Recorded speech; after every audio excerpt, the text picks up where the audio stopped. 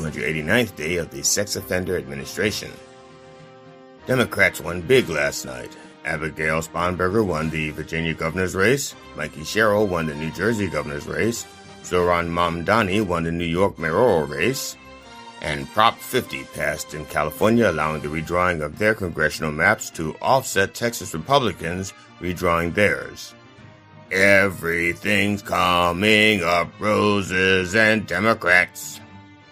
Bradley Hepner, the former chair of bankrupt financial services company GWG Holdings and founder of alternative asset firm Beneficent, was indicted on 5 charges including securities fraud and wire fraud, the United States Department of Justice said on Tuesday.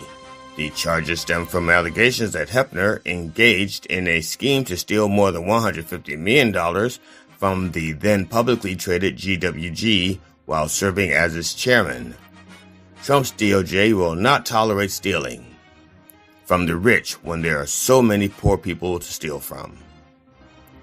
2 young men from Massachusetts, Logan David Patterson, 18, and Dominic Frank Cardoza, 20, have been arrested in connection with a middle-of-the-night explosion at Harvard Medical School, the FBI said. They were taken into custody early Tuesday and each charged with 1 count of conspiracy to damage by means of an explosive. The FBI caught them after the 2 bragged about their crime to friends. So we can expect the FBI to arrest Trump any day now. Any day now. This has been the Dr. Reverend Jelly Roll with headlines and punchlines for November 5th, 2025, the 289th day of the sex offender administration. Join me live at the Church of Last Resort, Sunday mornings at 9 a.m. Eastern Time on MyDog TV. The opinions expressed on this program are those of the host or guest and should not be interpreted as statement of fact. Independent fact-checking and corrections are encouraged. And the buttons in the Can I get a cup of coffee in here, please?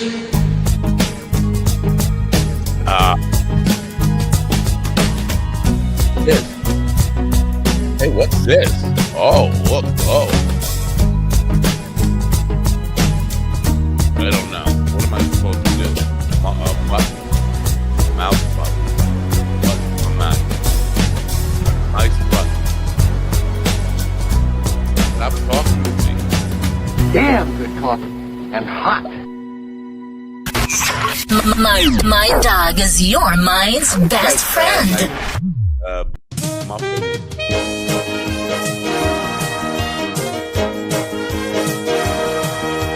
My dog is your mind's best friend. What? Wake up, America. You've got a dog that needs walking.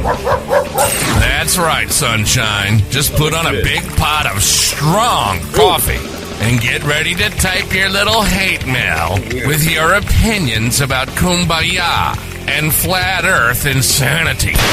Stand-up comedy? You want stand-up comedy? Well, we've got sit-down comedy. It's time for Coffee with a Dog. You make me laugh. All right, I'll make you laugh. I got nothing. Why did the chicken cross the road? Because my wife came home. True. Happens to be, maybe not terribly funny. But,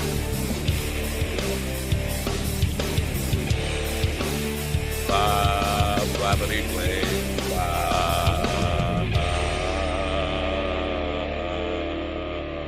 see that? Good morning, folks. It's Wednesday, November 5th. But you know that already because you listen to headlines and punchlines and snort lines. With the Dr. Cokie Roll, Cokie Kane. 2025, I should say. So here's the deal. I OGD already. Why do I look so bright over there and so dark and dingy over here? Anyway, Vince Lombardi once said, when you get to the end zone, act like you've been there before. Democrats never heard that. They are acting like the New York Mets today. They are acting as if they won the World Series because they won opening day. Not a good look.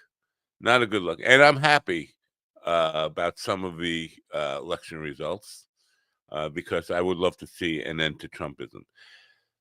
If we keep responding with mirror to mirror, he does a doofy dance. Let me do a doofy dance. We are gonna just stay in this fucking insanity forever. The way out is to model something better.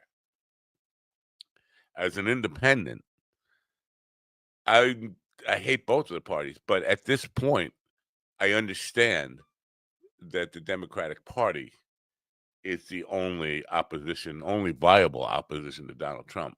But we are in a position. I was on social media last week and talking about how I got banned from Huffington Post in 2012. Mitt Romney was running against Barack Obama, and I said in an argument with somebody that the pendulum wants to be in the middle, and if you push too far to the left, it will swing back harder to the right. If you push too hard to the right, it'll swing back harder to the left.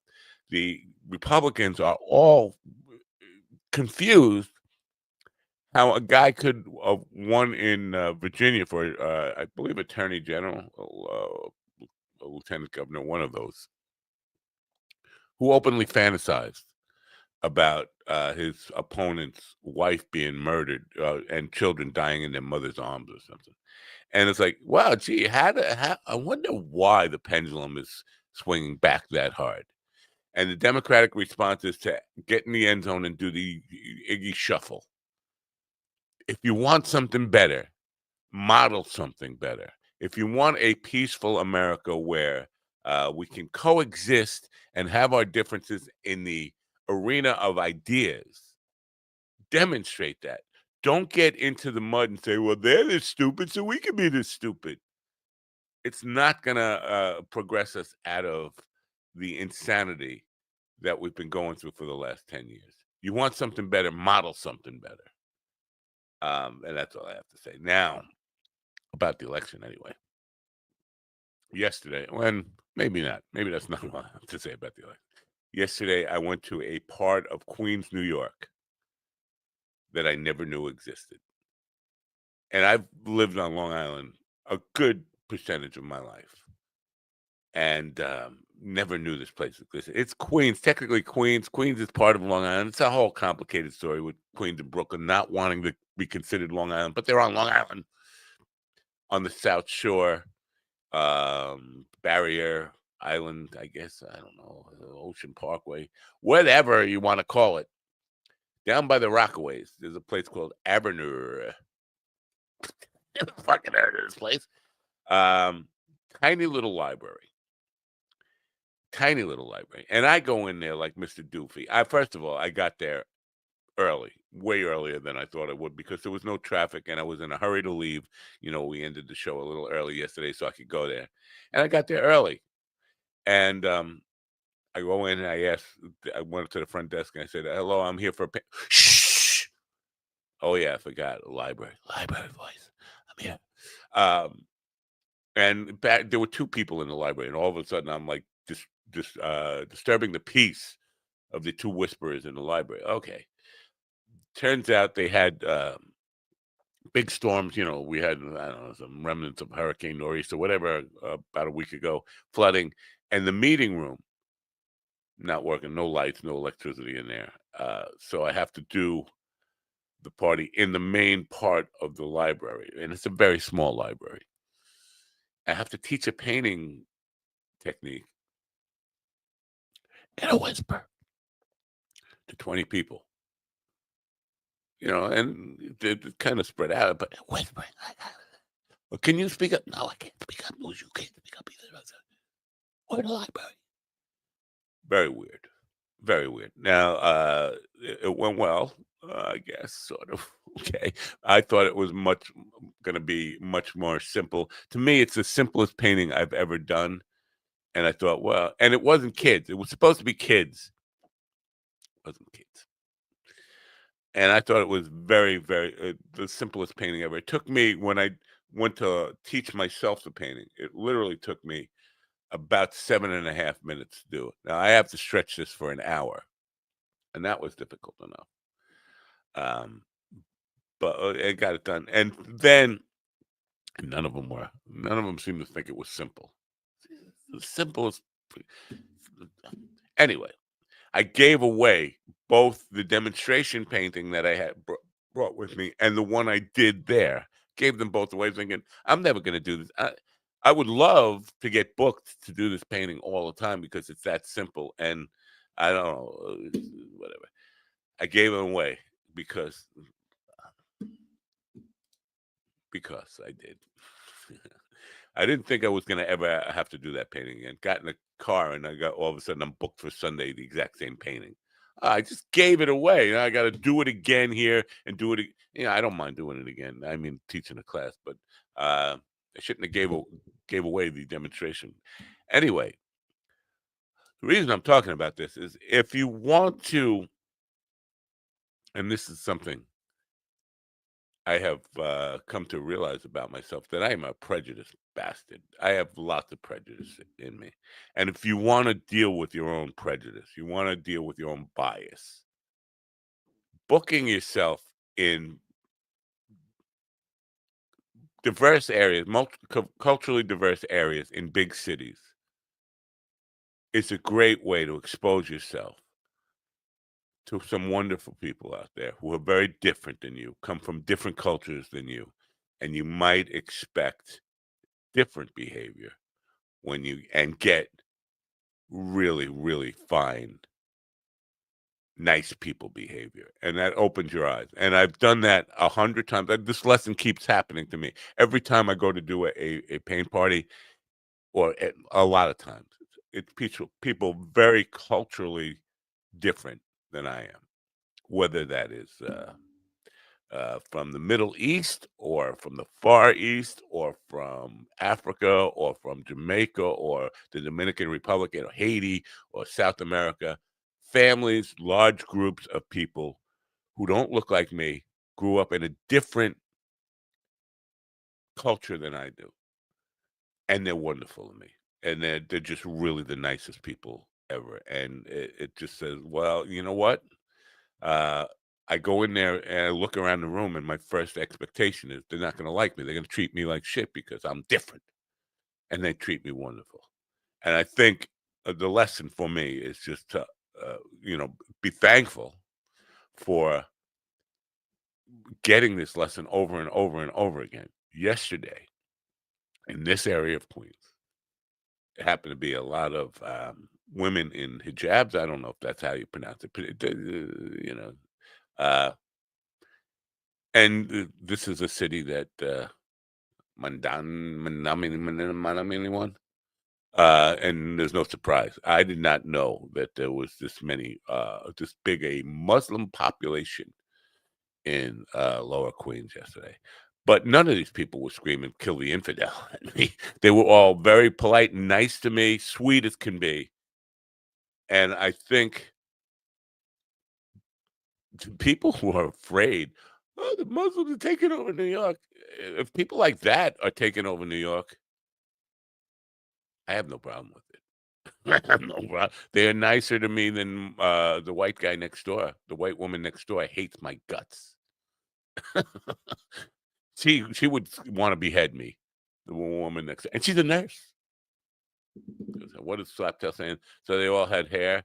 Yeah, you prejudiced against beautiful non. Yeah, well, actually, no, they didn't all have hair.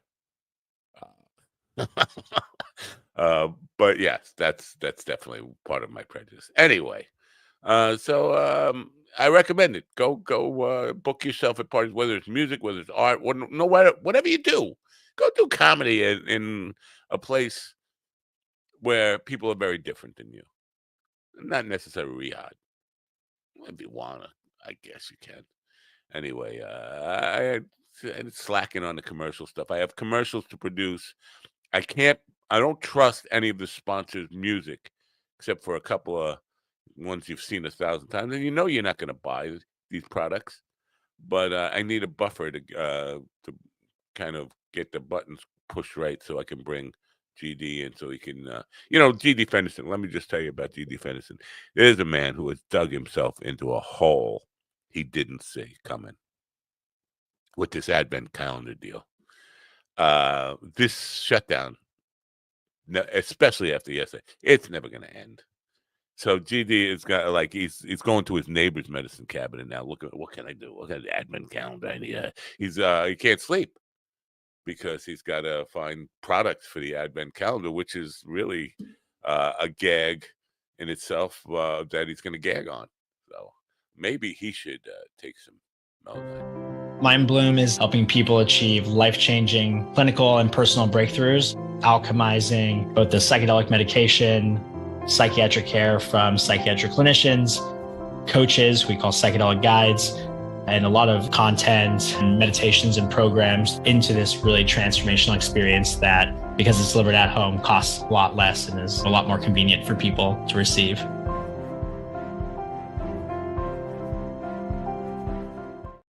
Ladies and gentlemen, in the room with me now, a man who hides behind an advent calendar and pulls up products or something. GD Fenderson. Good morning, GD. Good morning, America. What I told you. MindDogTV.com. It's day 36 of our Coffee with the Dog government shutdown advent calendar. What do we have today? How fucking desperate are we now? It's the official Coffee with the Dog oversized rectal thermometer. Because in the Trump administration, the cruelty is the point of penetration. Yeah. Get your Coffee with the Dog government shutdown advent calendar while shutdown and supplies last. All proceeds from sales of the government shutdown advent calendar go to a cause. Because I didn't know this shit was going to last this long. Yeah. Our friend Ian, your friend Ian. Ian has said some awfully mean things about me, and he does it out of, I want to say out of love, but it's just out of evilness. But he has never said anything quite as evil as this about me. He said Matt just wanted Sliwa to win. No, I hate Sliwa almost as much as I hate Donald Trump, and I've hated him as long as I hate Donald Trump. No, I don't want Sliwa to win, and I'm glad you. But if you caught any of him react, his concession speech sounded like a "I'm gonna get you" speech. There's no difference between Curtis Sliwa and that Jay Jones guy, or whatever his name is, who wished his opponent's wife had the children die in her arms. There's no difference between them. They're just full of just hate and vile ugliness. I think there might be a slight difference. I think, and while I am not crazy, because to be honest, I am gonna pull a Mike Johnson. I didn't see his comments. I didn't read Jones's comments. I didn't hear them, and I'm being sincere and not a talking point. No, I get it. So, but I really didn't see any of those things. But I think the difference is rhetoric versus actual governing. I mean, the Trump administration is full of nasty rhetoric, and that's also the way they govern. The Democrats are trying to capture the publicity and social media platform, but they don't have any intention of governing like that. I don't know if they do it. Well, to give this guy Jay Jones just a little bit of credit here, he did acknowledge that he said it. I didn't hear him say it. He did acknowledge that he said it. It was in a text message to a friend of his about his opponent who was just being ugly to him. But he did acknowledge that he said it, and he acknowledged that it was a harsh and wrong and emotional reaction in the moment, and he probably shouldn't have said that, which is you will never see. Right, and that was the other thing I was going to, because I thought I didn't hear his apologies. I heard commentary about the fact that he apologized, which is something else the Republicans very, very, very, very to the third power ever do. And let's be fair, I recognize what a fucking hypocrite I'm being, because I'm the first one to say your mother's a skank whore to these people. Yeah, but you're not governing. Right. I planning on running for Congress next year. I have to kind of figure out my plan if I'm going to stick with the Mother's a Skank Whore as my slogan, my campaign slogan, or maybe I should moderate it a little to something like, let's all just I'm thinking, and hear me kumbaya. out. Hear me out. Your mother's a skank whore if you don't vote for me. Oh, that's not bad. But also, Okay? your mother's a skank whore. Kumbaya. Let's no. I You mean, I know, like you. and I like skank whores. To be honest, skank whores. Some of my favorite people are skank whores. I think that you're just talking about the Muslim women. I think the garb that you were talking about is actually called an ICE uniform. You Yeah. know, when you hide your face from the world because you don't Oh, want them. okay. Yeah, Maybe that's what they were. I They were. think yeah, They were I one. think they I could have mean, been ICE. it's over the top polite to me. None of them said, "Let's behead the infidel." Let me just be clear. But that's not how I measure polite because Well, they probably already thought you were in. Well, they didn't think you were an infidel. Like an infidel is somebody who cheats on their wife, right? Isn't that what an infidel is? I don't know. I really don't know. I don't know what an infidel is. I have somebody who doesn't believe in Muhammad. I don't know. Uh, I don't. Well, I don't believe in anything. I you know, don't even believe in this. I don't believe I'm here right now. I used to be a videographer for special events, a special event videographer. So you talk about doing different cultures. I've done weddings for different cultures and the quinceañeras, is that what it's called? The 15th birthday of the young Hispanic woman. Um, I did not. I've never heard that term before. You're right. Every time I go to say it, somebody Hispanic has to come along and say and tell me the correct way because I don't get to say it. I haven't used it in very long. First of all, I don't get invited to many of them. I'm an old man, but and most of the people that I know, their kids are way out of it, and they have to be their granddaughters, celebrating those things. And so now I'm like 3 generations removed from doing one of those things.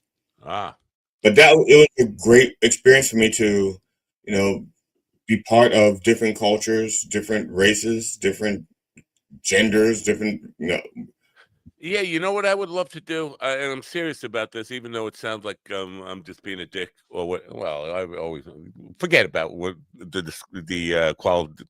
qualifying it. I would love to take like somebody like Scott Jennings, that CNN MAGA dope.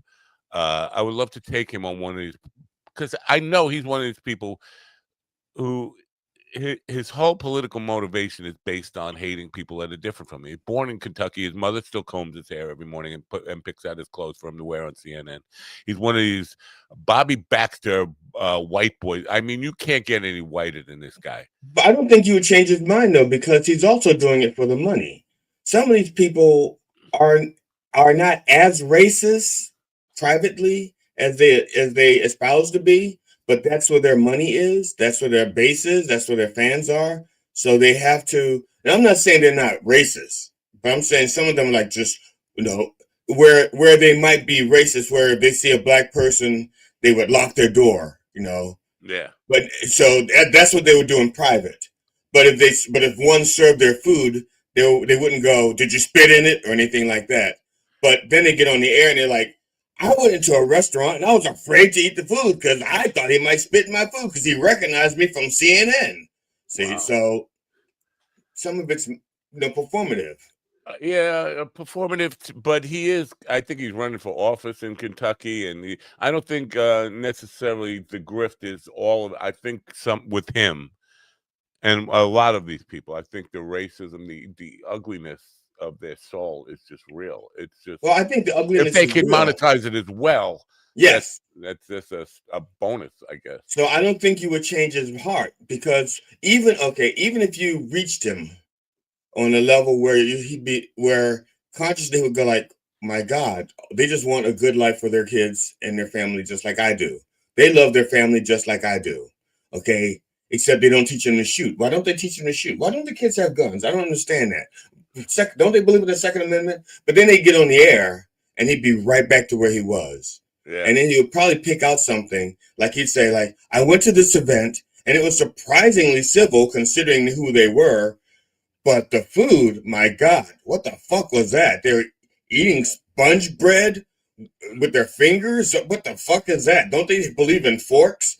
Something. So they're going to find something, to monetize, and So don't waste your time inviting them. Invite somebody who actually has a real chance of changing. Someone who doesn't have money involved. Maybe like a poor white guy who's out on the street going, "Kill them, kill them." Invite that one. That way, because they could probably use a meal, and they'd be like, "Oh shit, okay."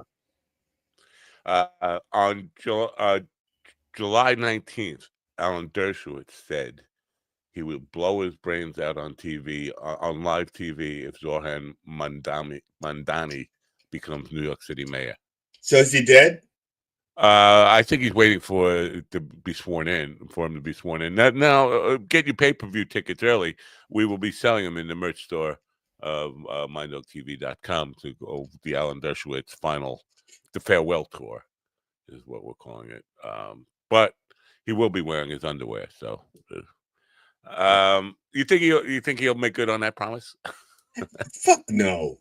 unless it turns out he's actually terminally ill already, and he doesn't even live in New York. Like, what the hell?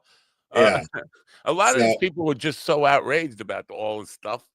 They've never lived in New York. Some of them have lived in New York in the past, but a lot of them have never. They don't even visit New York. Why do you care so much?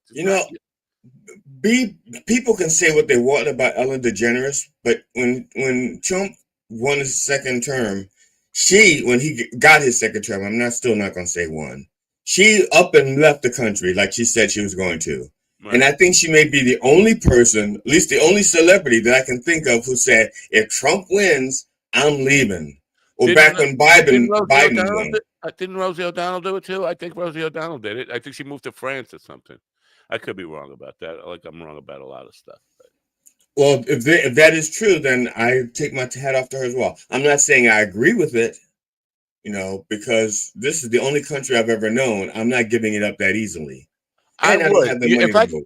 If I could afford to, and I seriously would. I mean, but there's a whole even before Trump. Let's say, if I'm being honest, if I would have the wherewithal to move to a tropical paradise to spend my final years, I would do that. That's what I would do. But that's slightly different. That's politics aside.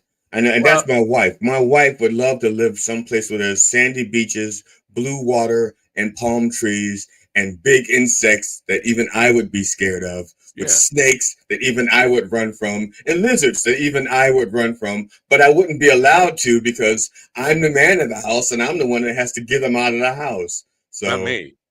I'm not the man in the house. That's a good point. But also, I would just say that I've got that, the desire to live in someplace tropical for my my golden years.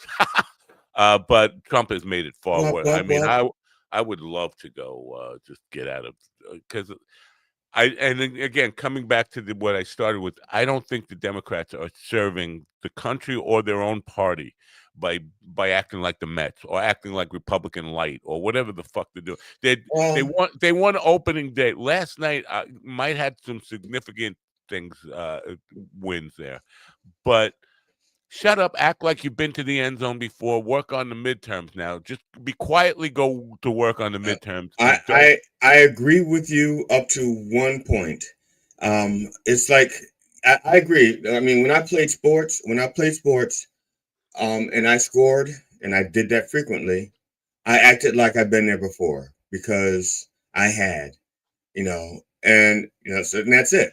But when I got to the sidelines, when I got in the, when I wanted to rile up the fans. I wanted to go like, come on, cheer us on. Come on, cheer us on. Even though that was just one touchdown and we still had many, many more to go.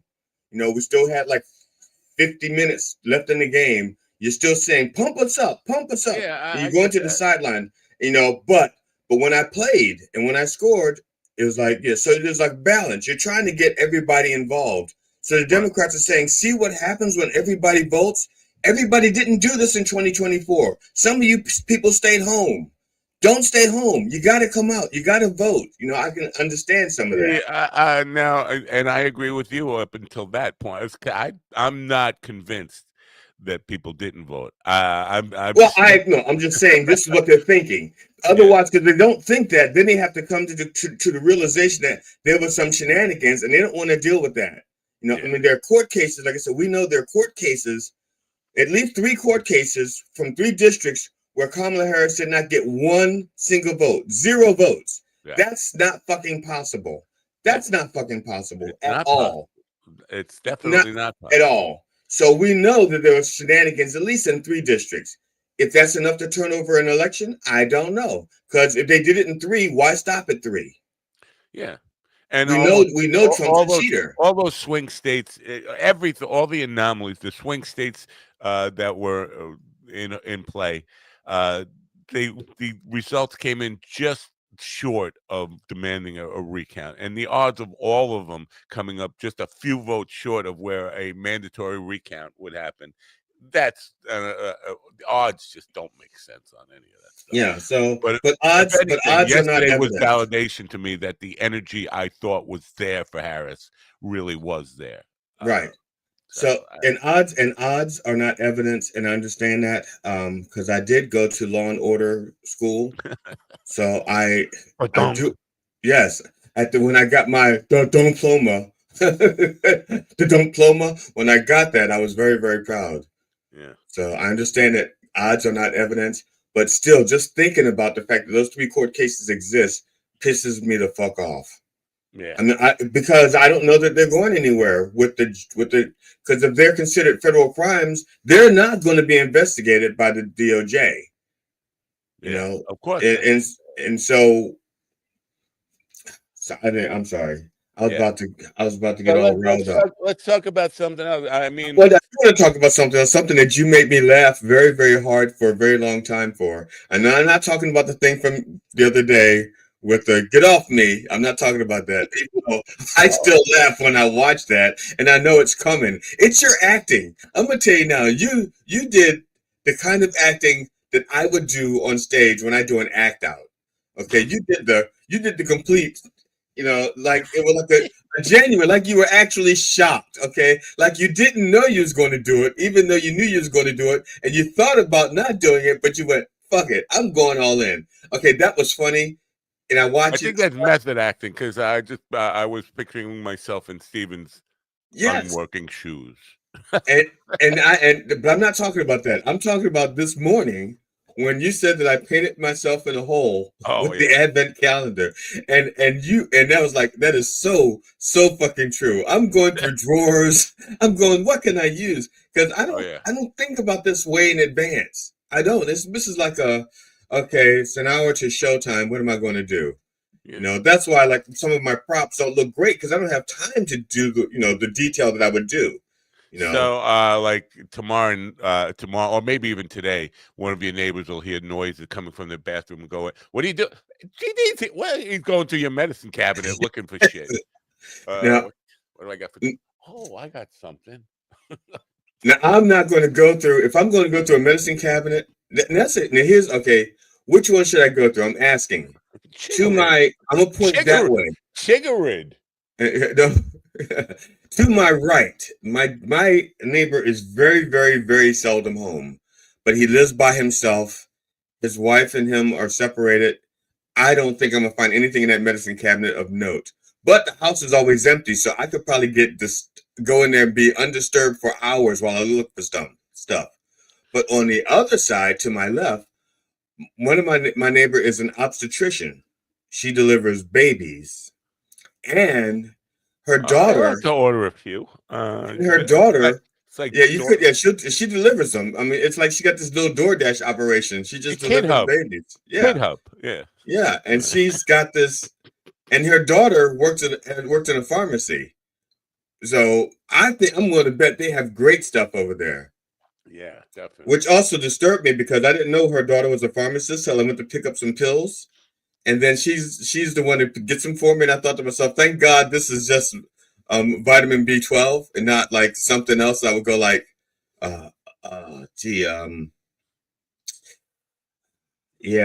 sat on the toilet seat, so I'd eat some penicillin or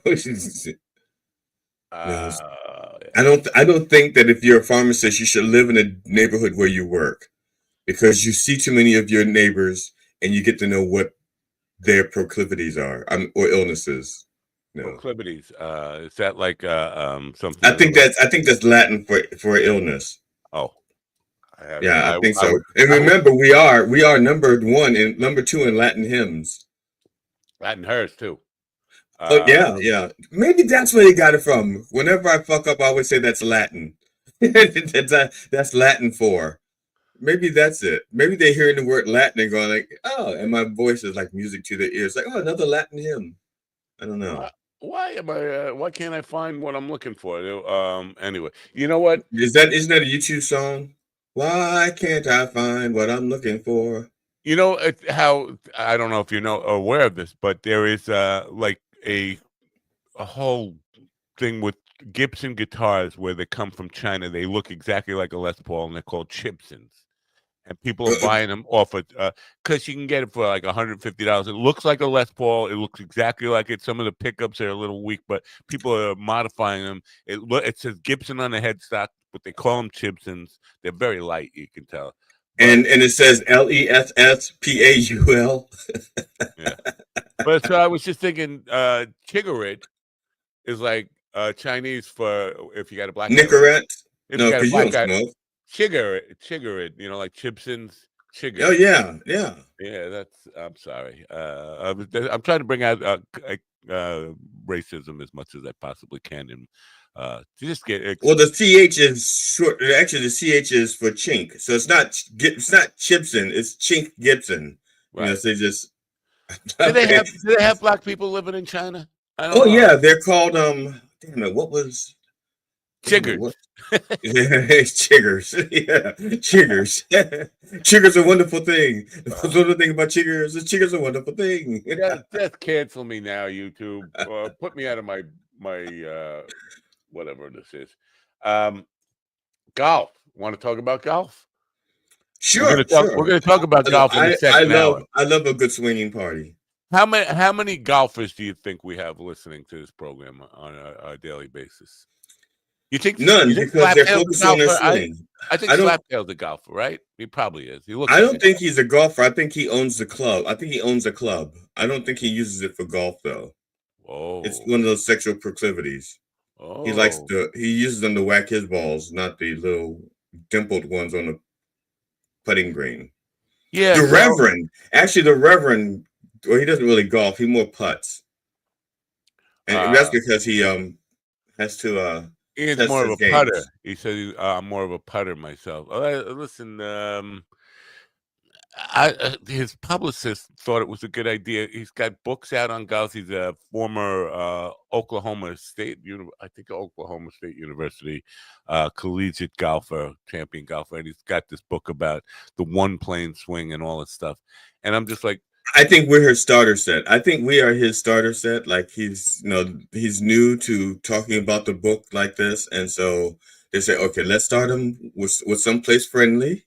I don't think I'm going to be able to sell a lot of books for the guy. I mean, I try, I'll do my best, but I never even considered. Do we have lots of golf people? Should I bring out the Reverend's putter that he uses for blessings and blasphemy? The 14-inch two-headed dildo.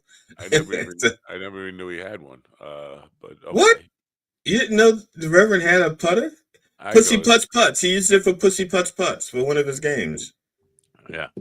I went through golf phases twice in my life. When I was a teenager, I got into golf a little bit, and then around 30 years old, every day I would go to pitch putt. Pitch putt is not putt. It's not mini golf. It's like 150 yards is the longest hole. The shortest hole is like 60. It's a short game hole where you just pitch and then you putt. And I did that, and then in the meantime, I would sneak onto like actual big courses. My friend lived near one, and we used to just jump over the fence and play a few holes on the big course without paying all the time. But I have no idea what my handicap was other than being stupid and bald. So that's my extensive knowledge of golf is teenage years thinking I could play, and I sucked at it. And then when I turned 30, pitch putt and an occasional like 2 or 3 holes, bandito style, jumping over the fence to play a few holes. That's it. So I don't know. What am I going to talk to this guy about? Yeah, my swing. I don't know. My swing. If I videotape my swing, it would probably look like a polar bear trying to open a pistachio nut or something. It was just like, oh, well, that's awkward. That's what I would look like. So I have not ever. Well, I mean, I'm sure we'll find something to mock. Yeah. Have you ever done the big course of 18 holes on a real golf course? Yeah, yeah. It was Forest Park. What was it called? I don't know what it's called now, but back then it was I think it was called Forest Park Municipal Golf Course. It was a public golf course. Did you have to rent like clubs, or you had clubs? I used my mother's clubs. Wow, because I used to golf with my stepfather. My stepfather was a golfer. My stepfather was left-handed, and so he had a left-handed set. So I couldn't use his set. Well, I could, but then I'd have to golf left-handed. So I used my mother's set, and since my mother and I were about the same height at that, well, actually, I was a little bit shorter than my mother still. No, when I was 13. When I was 11. Yeah, I was about the same height as my mother when I was 11. So her clubs were designed for her shorter stature. So I used her clubs. So what now? Was it like?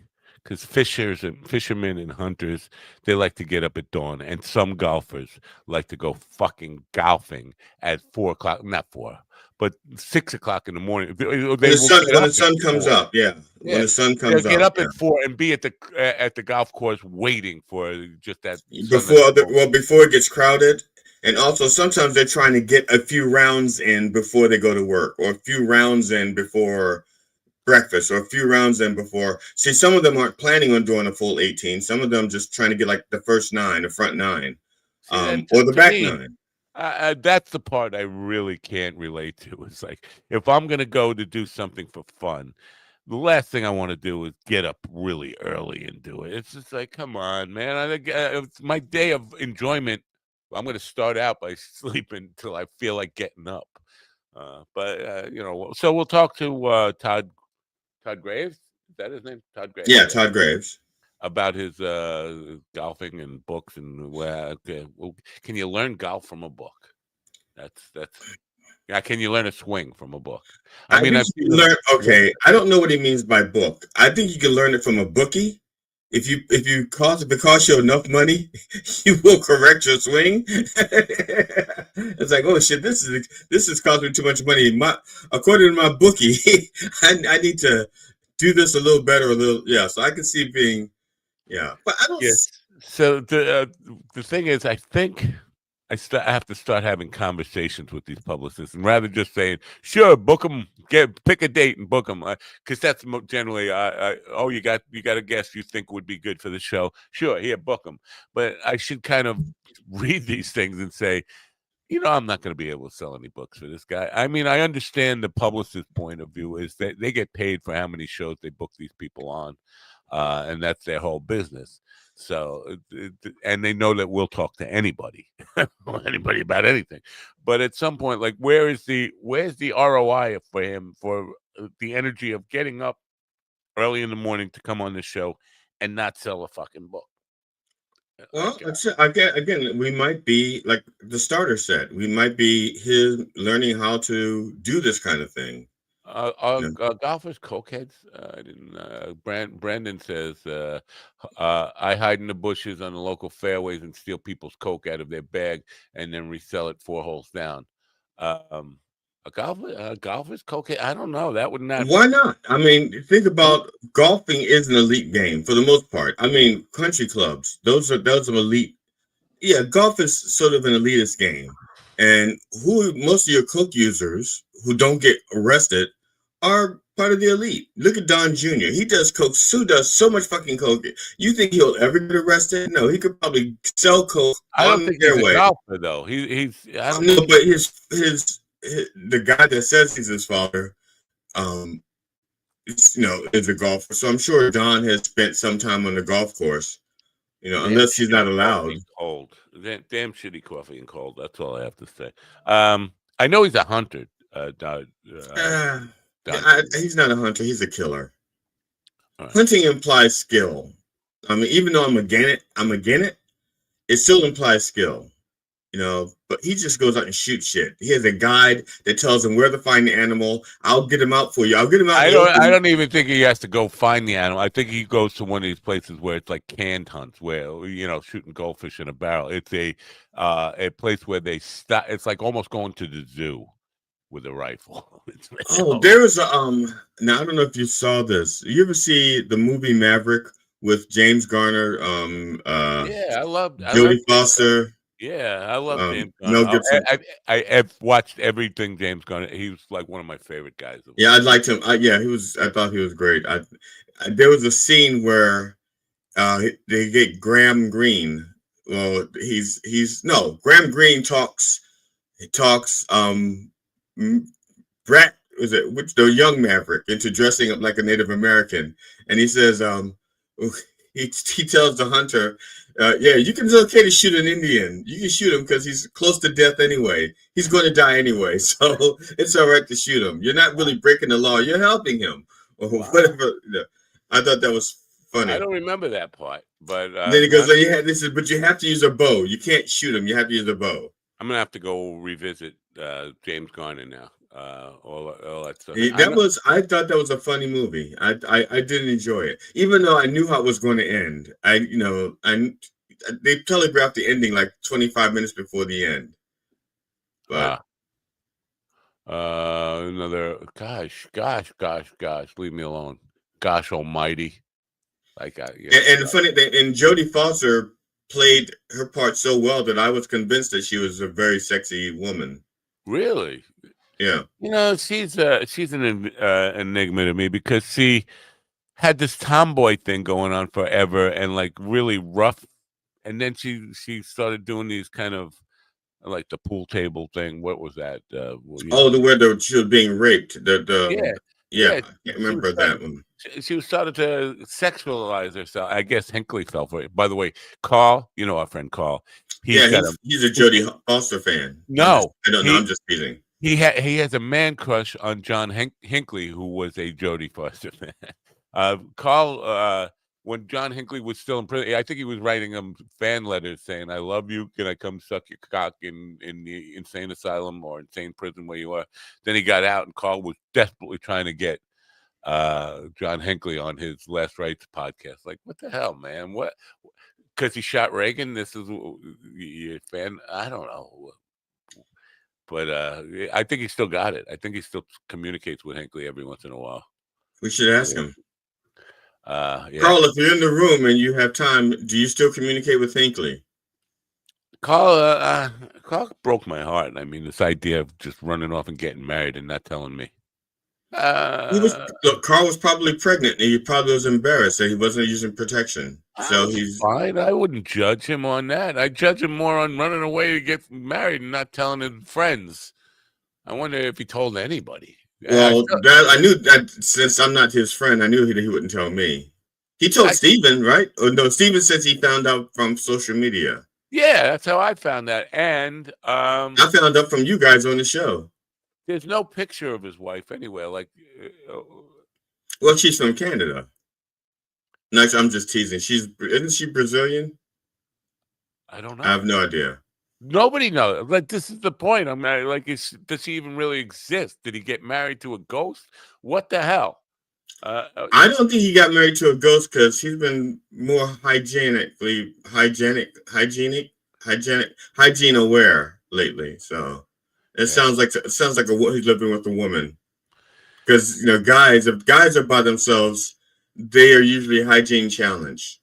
Usually, unless they're looking. If they're looking, then they clean up for the hunt. So is it hunt or is it cunt? Hunt. Oh. Well, whatever they're looking for. Oh, I don't know if you could hunt for cunt. I think you have to hunt for cunt because they're not going to hunt for you. Well, some of us could just look down and there it is. Wow, look at that. Where did that come from? Can I pet your pussy? No. Move that damn cat now, Will. No. Have you been embarrassed talking too loud in the library? Have you been chastised for talking too loud in the library? It's a very humiliating thing for. Oh yeah, and I've also chastised others for doing it. See, the thing is, last time I did Queens Library, it was a different Queens Library, and I went in there, and the people at the front desk were just talking to me like normal people. Like, bring it in the back door over there. Blah, blah, blah. Right. I think it depends on how it's set up, because the idea is not to disturb the people who are being studious. And so if the front, like there's the last library that I went into, I was in Florida. And I used to use the library in Florida. Why do they have libraries in Florida? Why? Well, it was in Venice. There's a lot of old people. And a lot of the older people would go there to use the internet. I went there because I had stuff that I was donating to the library and stuff. You were looking for big bugs for your wife. Big bugs. Oh yeah. I like big bugs, and I cannot lie. So there's a section where you can talk normal, and then you go into the rest of the library, and then you have to be shushed the fuck down. Cone of silence comes down over. Yes. Once you get into the rest of the library, then there's a cone of silence or tape. If the cone of silence is not working, then it's just like tape over your mouth. So it just felt like I forgot that you have these rules in libraries. You have to talk like this. It could have been worse. You could have walked in and lady on the ground. Matthew Napo. You borrowed in 1971. You borrowed The Great Gatsby, and you never returned it. Let me see. I know. I have a book here. Yes, you owe us $476,000.29. That would be the typical thing that would happen to me, or the way the script goes is I end up. What are you in for? I raped and murdered. All right, a book.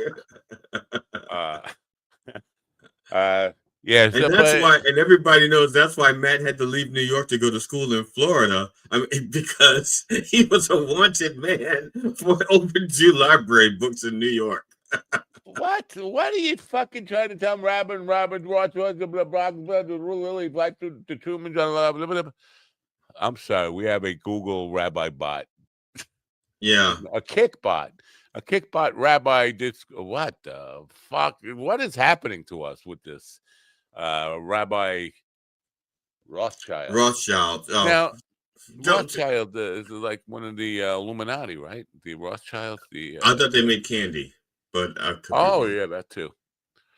Santa Claus machines, invisible. Oh well, this is good for Slaptail. Yeah, he's got the wrong side. He needs to see. Slaptail comes on the show a couple of times, and then what do you know? We're getting all this shit. Oh yeah, I got to send Slaptail Pete's information. I had to run yesterday, so I didn't get time to do it. But it's just a very weird coincidence that they both served in the same unit and then we made a Army love connection without rape. Yeah, that's got to be a first. That is a first. So yeah, I was looking up, trying to find Nick Fuente's comment yesterday. It was a full-on Nazi, I mean full-bore Nazi, and the people on the right, because Charlie Kirk and Nick Fuentes had some friction between them, online friction going back and forth, and some people are trying to say that Nick Fuentes went from being Charlie Kirk's adversary to now taking over his role for young Republicans and being the role model for him. And some of Charlie Kirk's people are against that, and they're pushing back on that. No, they hated each other. I don't know if they hated each other. I think Charlie Kirk saw Nick Fuentes as a political liability. Like, you need to tone it down. You can't just come out and say Nazi, Nazi, Nazi. You have to kind of dress it up as strudel, Nazi, strudel. And don't be staring at my wife like that. Yeah. So Nick said, we have to arrest all the black people, and then we will live in paradise. That's stupid because he's not. First of all, he's not. Because once the black people are gone, he's going to say, "Oh, I thought it would be a paradise, but we still got the Hispanics out there." There's like, and I thought, not even Hispanics. Me, you will still have me out here, and I am not going. Your world is not going to be the white haven with me. Still, and I'm not on your list of people to lock up. But if not yet, it wouldn't be until they ran out of other things to lock up. Yeah, and other people to lock up. Yeah, but he is very influential to a lot of idiots, young Republican men, stupid people. Yeah, well, you could say that. But so I do think he is, because that guy, the guy who tried to be the Charlie Kirk replacement, he had like a weekend. And then he's disappeared. No, he's not doing anything anymore. Well, he was just a placeholder for Charlie Kirk's wife to take over, Erica. It was a Doogie Howser lookalike kind of guy, and he's gone now. So, Whitehaven isn't it? It could be a town in Nebraska. It could Whitehaven. I don't know. We have a Whitehaven, Maryland, I think. I know we have a Whitehall. I would say I would bet good money that there are Whitehaven towns in America. Whitehaven. I don't know if you ever did this. I thought this was funny back when I had some of my friends and I, we were like dispersed a little bit, and so I would send them letters, and we would write letters back and forth. And whenever I wrote a letter to one of my friends, or even a relative that I had a humorous relationship with, after the address, after I write the name and the address, after that, I would write directions to the house for the post for the mailman, and the directions would be like, my friend Phil lived in a town called Whitehall, and I'd say, go to such and such a corner, turn left on Whitehall. It's the White House with the white people, that kind of stuff. And it was like I said, I don't know who read it other than Phil.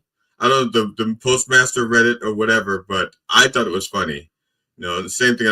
My friend Doug, I write his directions to his house for the mailman just in case, he doesn't know where the house is. I wrote the directions on the bottom. Did you write upon it, return to sender? Oh, no, that's why I put the directions on there so that you'd have to address unknown. You could find the car like for Doug. I think because he was in college at the time, and he was living with a family while he was in college. So I would write something like, there's a blue Honda in the driveway. Unless it's Wednesday, then it's going to be a gray Saab. And I'd write these little things like, because Doug is off on Wednesdays, but but Dean isn't, the whole bit. Wow. I'll write these detailed messages at the bottom of the envelope for the mailman. Wow. You and the mailman are having a relationship through your friend. That's nice. I don't know if it's a relationship. I don't know what they thought of it, because like I said, the people who I wrote the letters to thought it was funny. I don't know what the post office people thought, and I've never had a postal worker answer that. And so if we ever have a postal worker on the show, that is what I will ask them about. And I have a postal worker. She comes to my house. Well, she doesn't come to my house, but she comes up there regularly. Sometimes I run into her. I'm going to ask her if she thinks that's funny. Do you think that's funny? Yeah. I should get Andy on the show now that he said November things lightened up for him on the road. He had a thing with a postman for a long time. Like I forget, the postman was like upset about where he put his mailbox, and was causing some shit, not delivering mail to him, and then he had to go to the post office and file a complaint. It was like a ongoing saga of what's going on with Andy's mailman issues. But that just reminded me I should reach out to him and get him on the program.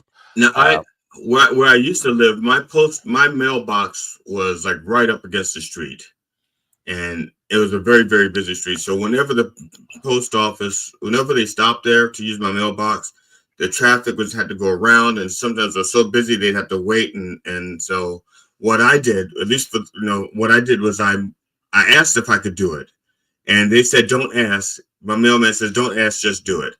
I had a pretty big yard. I put like a gravel, like a 15-foot wide path with gravel and weed block and shit, so that and I moved my mailbox back off the road by about 15 feet, so that they could actually pull off the road and they'll deliver the mail, and the traffic could keep going, and then they could get back onto the road when they were done. And also FedEx and UPS could also use my drive. I told them, I said, you can park here, because that way they could deliver across the street. And I was like they loved me. They loved me. What can I tell you? They loved me. I was a great neighbor. Wow. Great neighbor. It's a joke. I don't know. I don't know. So what's the punchline there? They love me. I go home. I go home because I love you. You don't love me. I'm going home. I meant to look that up to see if I can find out what song that's supposed to be from. Well, there is a Van Morrison song that's something like that, but he wasn't singing it to any melody. He was just, I go home because I love you. You don't love me.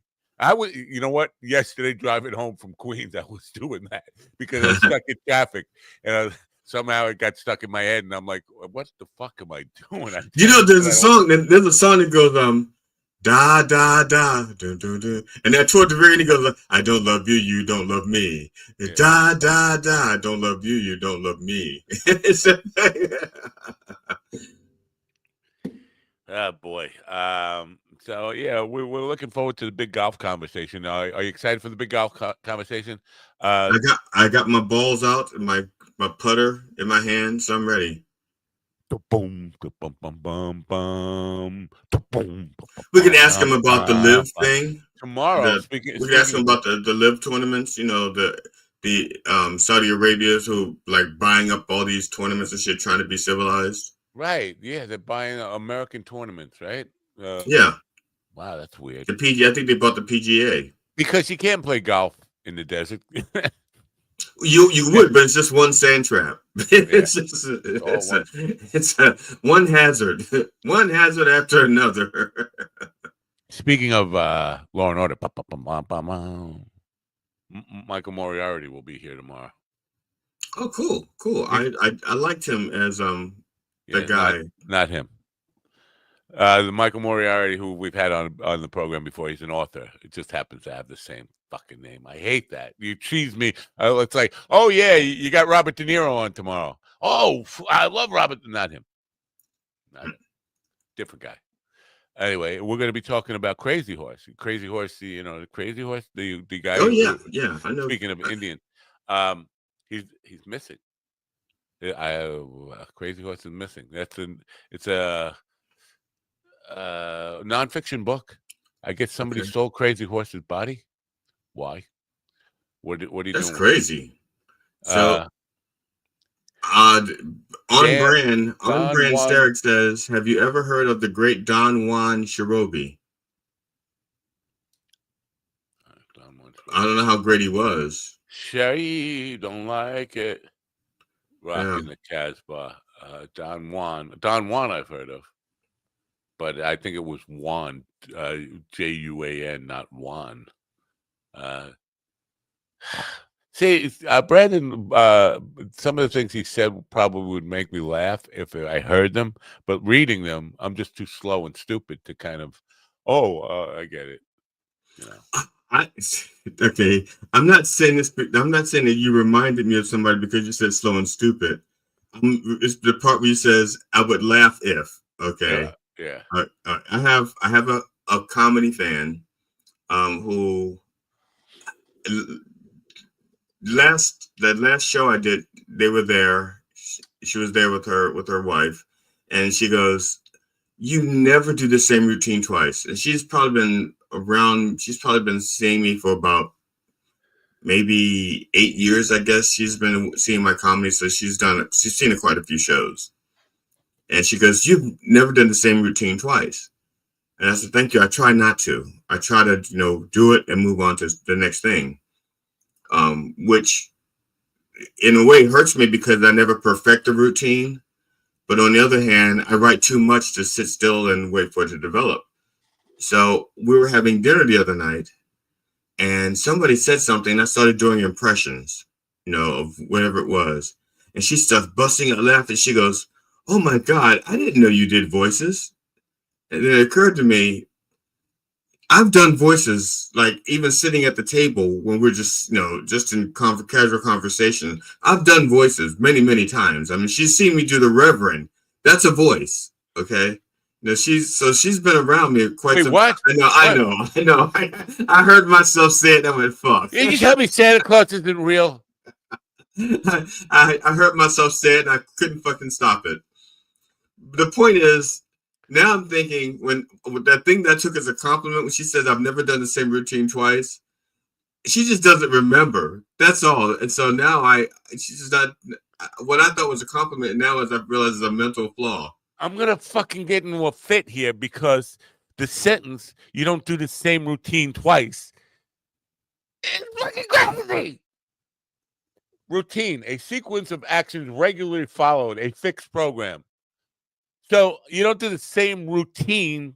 Well, twice. she was referring to It comedy. would not be a routine if it wasn't done twice. It's just a new bit. It's not a routine then. Okay, yeah, but that's what she says. I know she means the same bit, the same show. Oh, I know what she meant, and I understand what you're saying. Slap that routine right out of her mouth. That would be a new routine for me. Yeah. But I have to do it more than once for it to be a routine. Oh, a guy who does everything he can not to sound racist sounds like me, but has jaundice. Oh, well, that also sounds like me. And everyone thinks he's in yellowface, which also sounds like you're doing me. Yeah, he's talking about me. Yeah, you. Yeah, me, you, me. I'm going to piss you off here. Okay. And I think you're probably going to be offended by this, but this is in my mind. I was trying to think, how do I explain why you're funny to like a guy like Blind Mike? Why I'm not funny? Why you are funny? But I want to explain to him why he's just not your audience. Right. And I wanted in my mind, if I were going to have this conversation with him, I tell him, go back, and this is where you're going to. I think you might get a little offended if you go listen to Bill Cosby's earliest albums. They were hysterically funny. But that's the kind of audience I think you appeal to, is the people who would find Bill Cosby's very first albums really hysterical. Those are the people who would get you.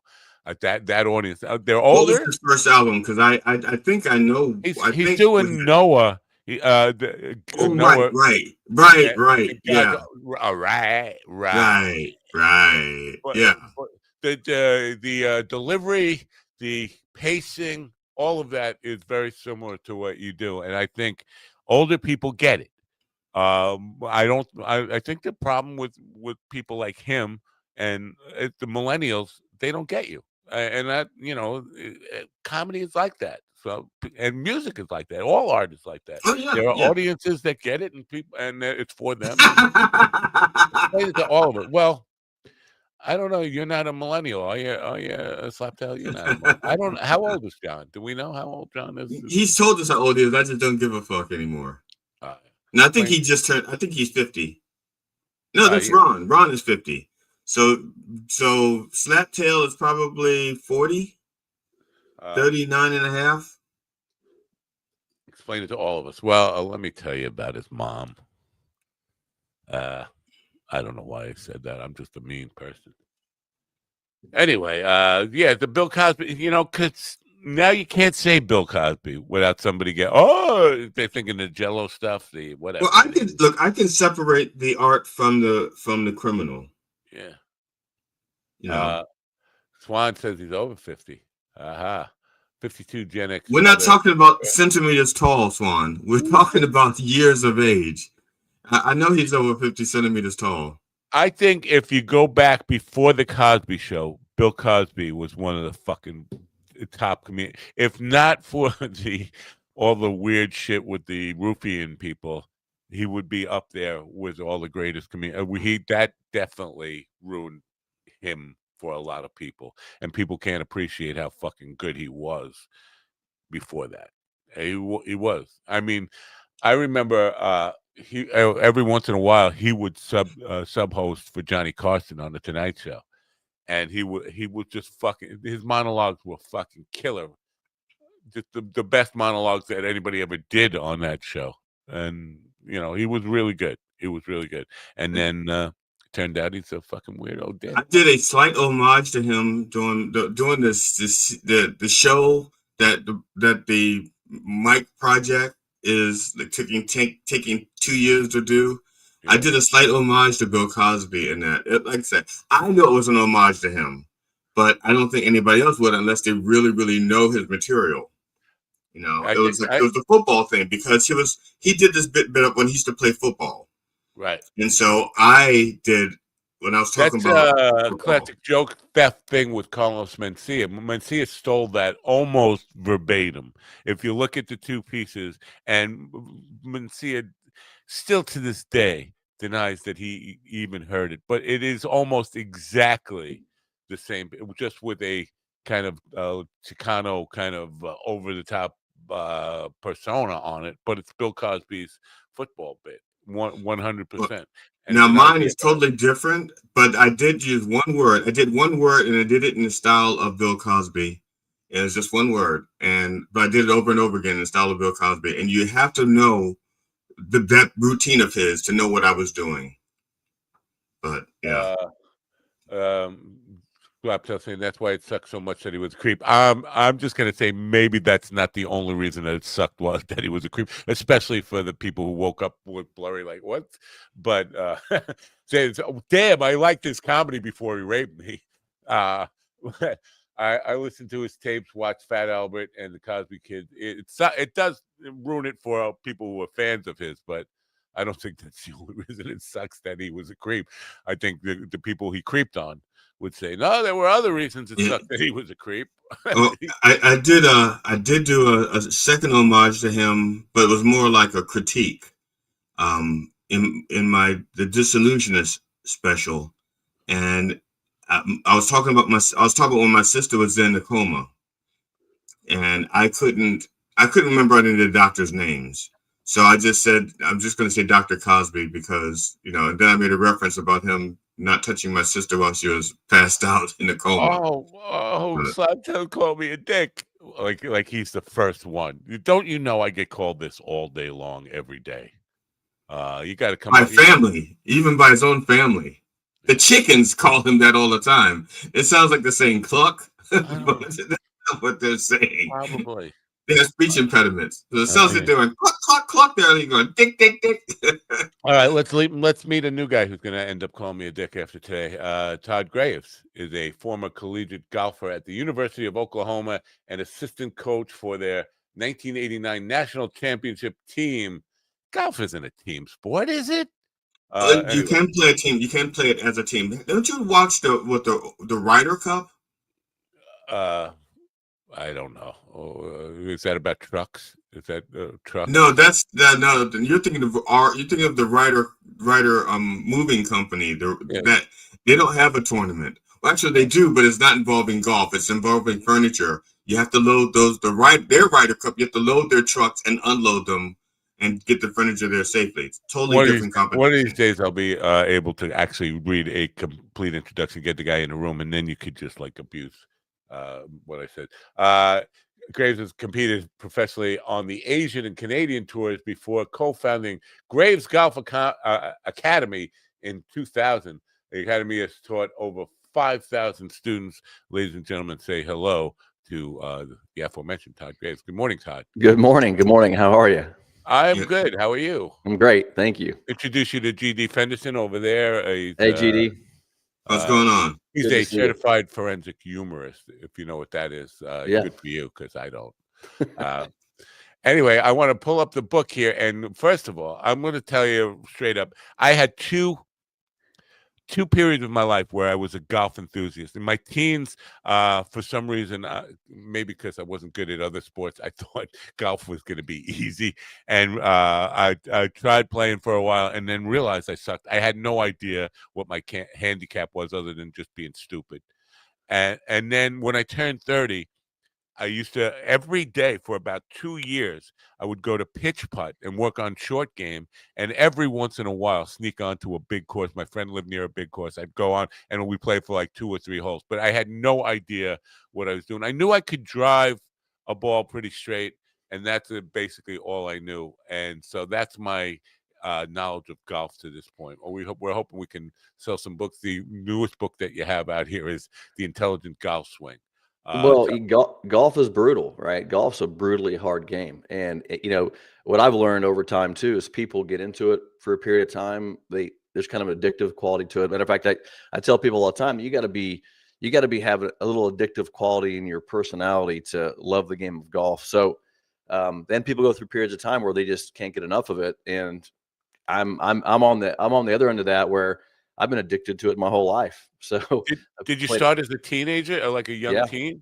Yeah, I mean, I started when I was 11 years old. My parents grew up next to a golf course, and it was a great babysitter. They just chunk you out there, and I'd spend the day just fishing golf balls from the pond or playing golf, and I just did it all day long and just got addicted to it. So I've been since I was 11 years old. I'm almost 60 now. So yeah. Wow.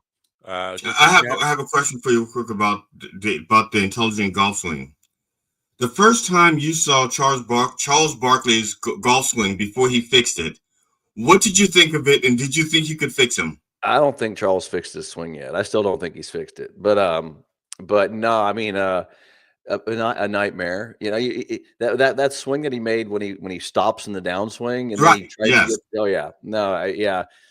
It's that comes from fear. That came from fear. You know where I think, if I look at the story correct, I think he hit somebody with a golf ball at one point.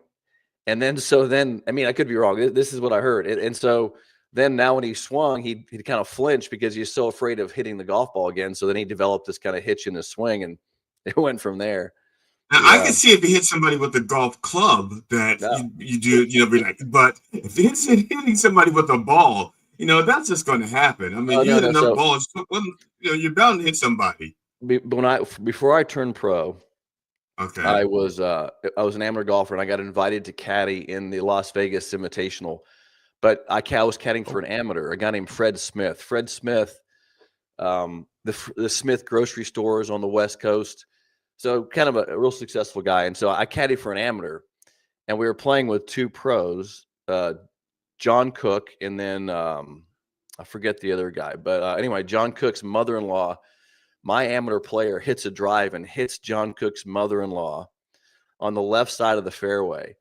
And so he almost knocks out one of the tour players' mother-in-law. And so it was just a panic moment. And I'm caddying for this guy on the course, and there's this lady on the ground.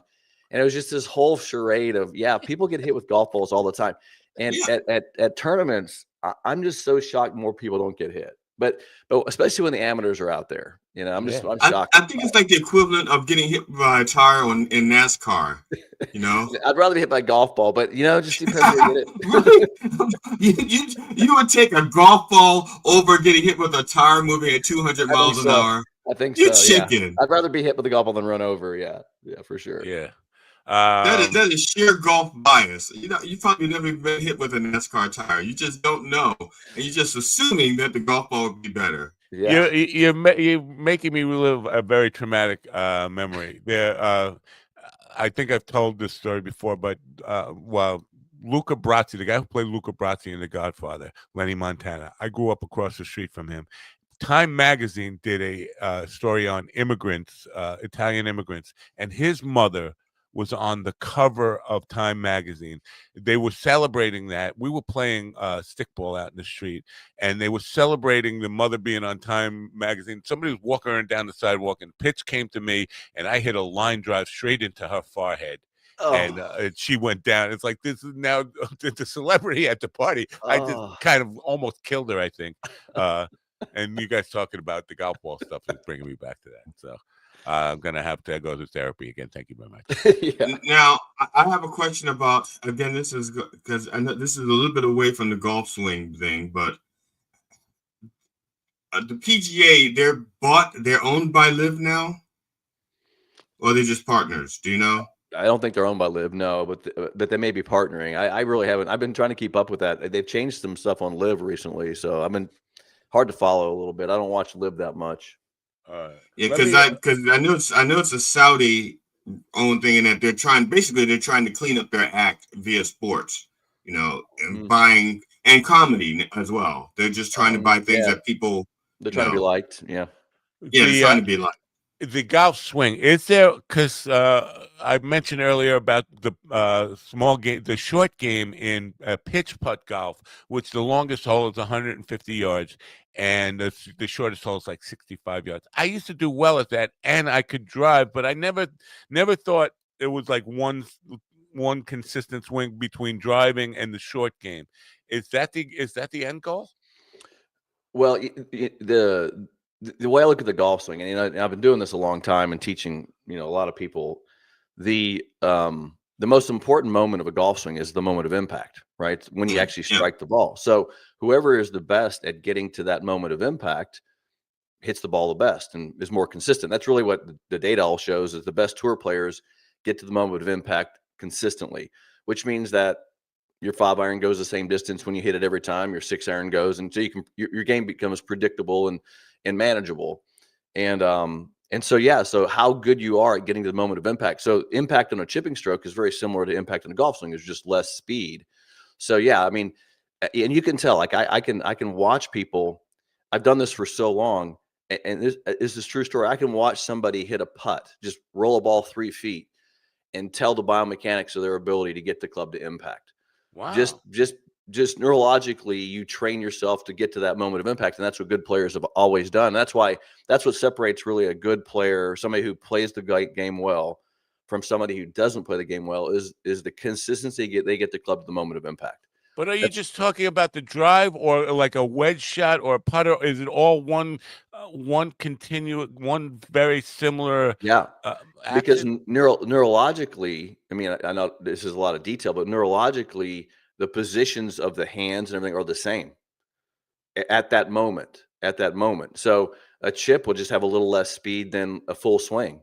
So yeah, because we can see those nuances in people's mechanics just from a small shot, like a chip shot, to a driver. It just looks the same. We see it. I mean, it doesn't look the same to an average person, but neurologically, we see what goes on. If you can't, for example, if you can't hit a chip square, you're not going to hit a full 5-iron or driver square. Yeah. What about the putting? Is same thing with putting? Now, putting's interesting because the ball's on the ground and you're rolling it. So I that's almost a separate game. But I did design a putter that's built to make it more like impact. I actually went through the process of building a putter that simulates where you would be with a full swing impact. So that's kind of where my instruction is always gone, is can we get to the club to impact consistently?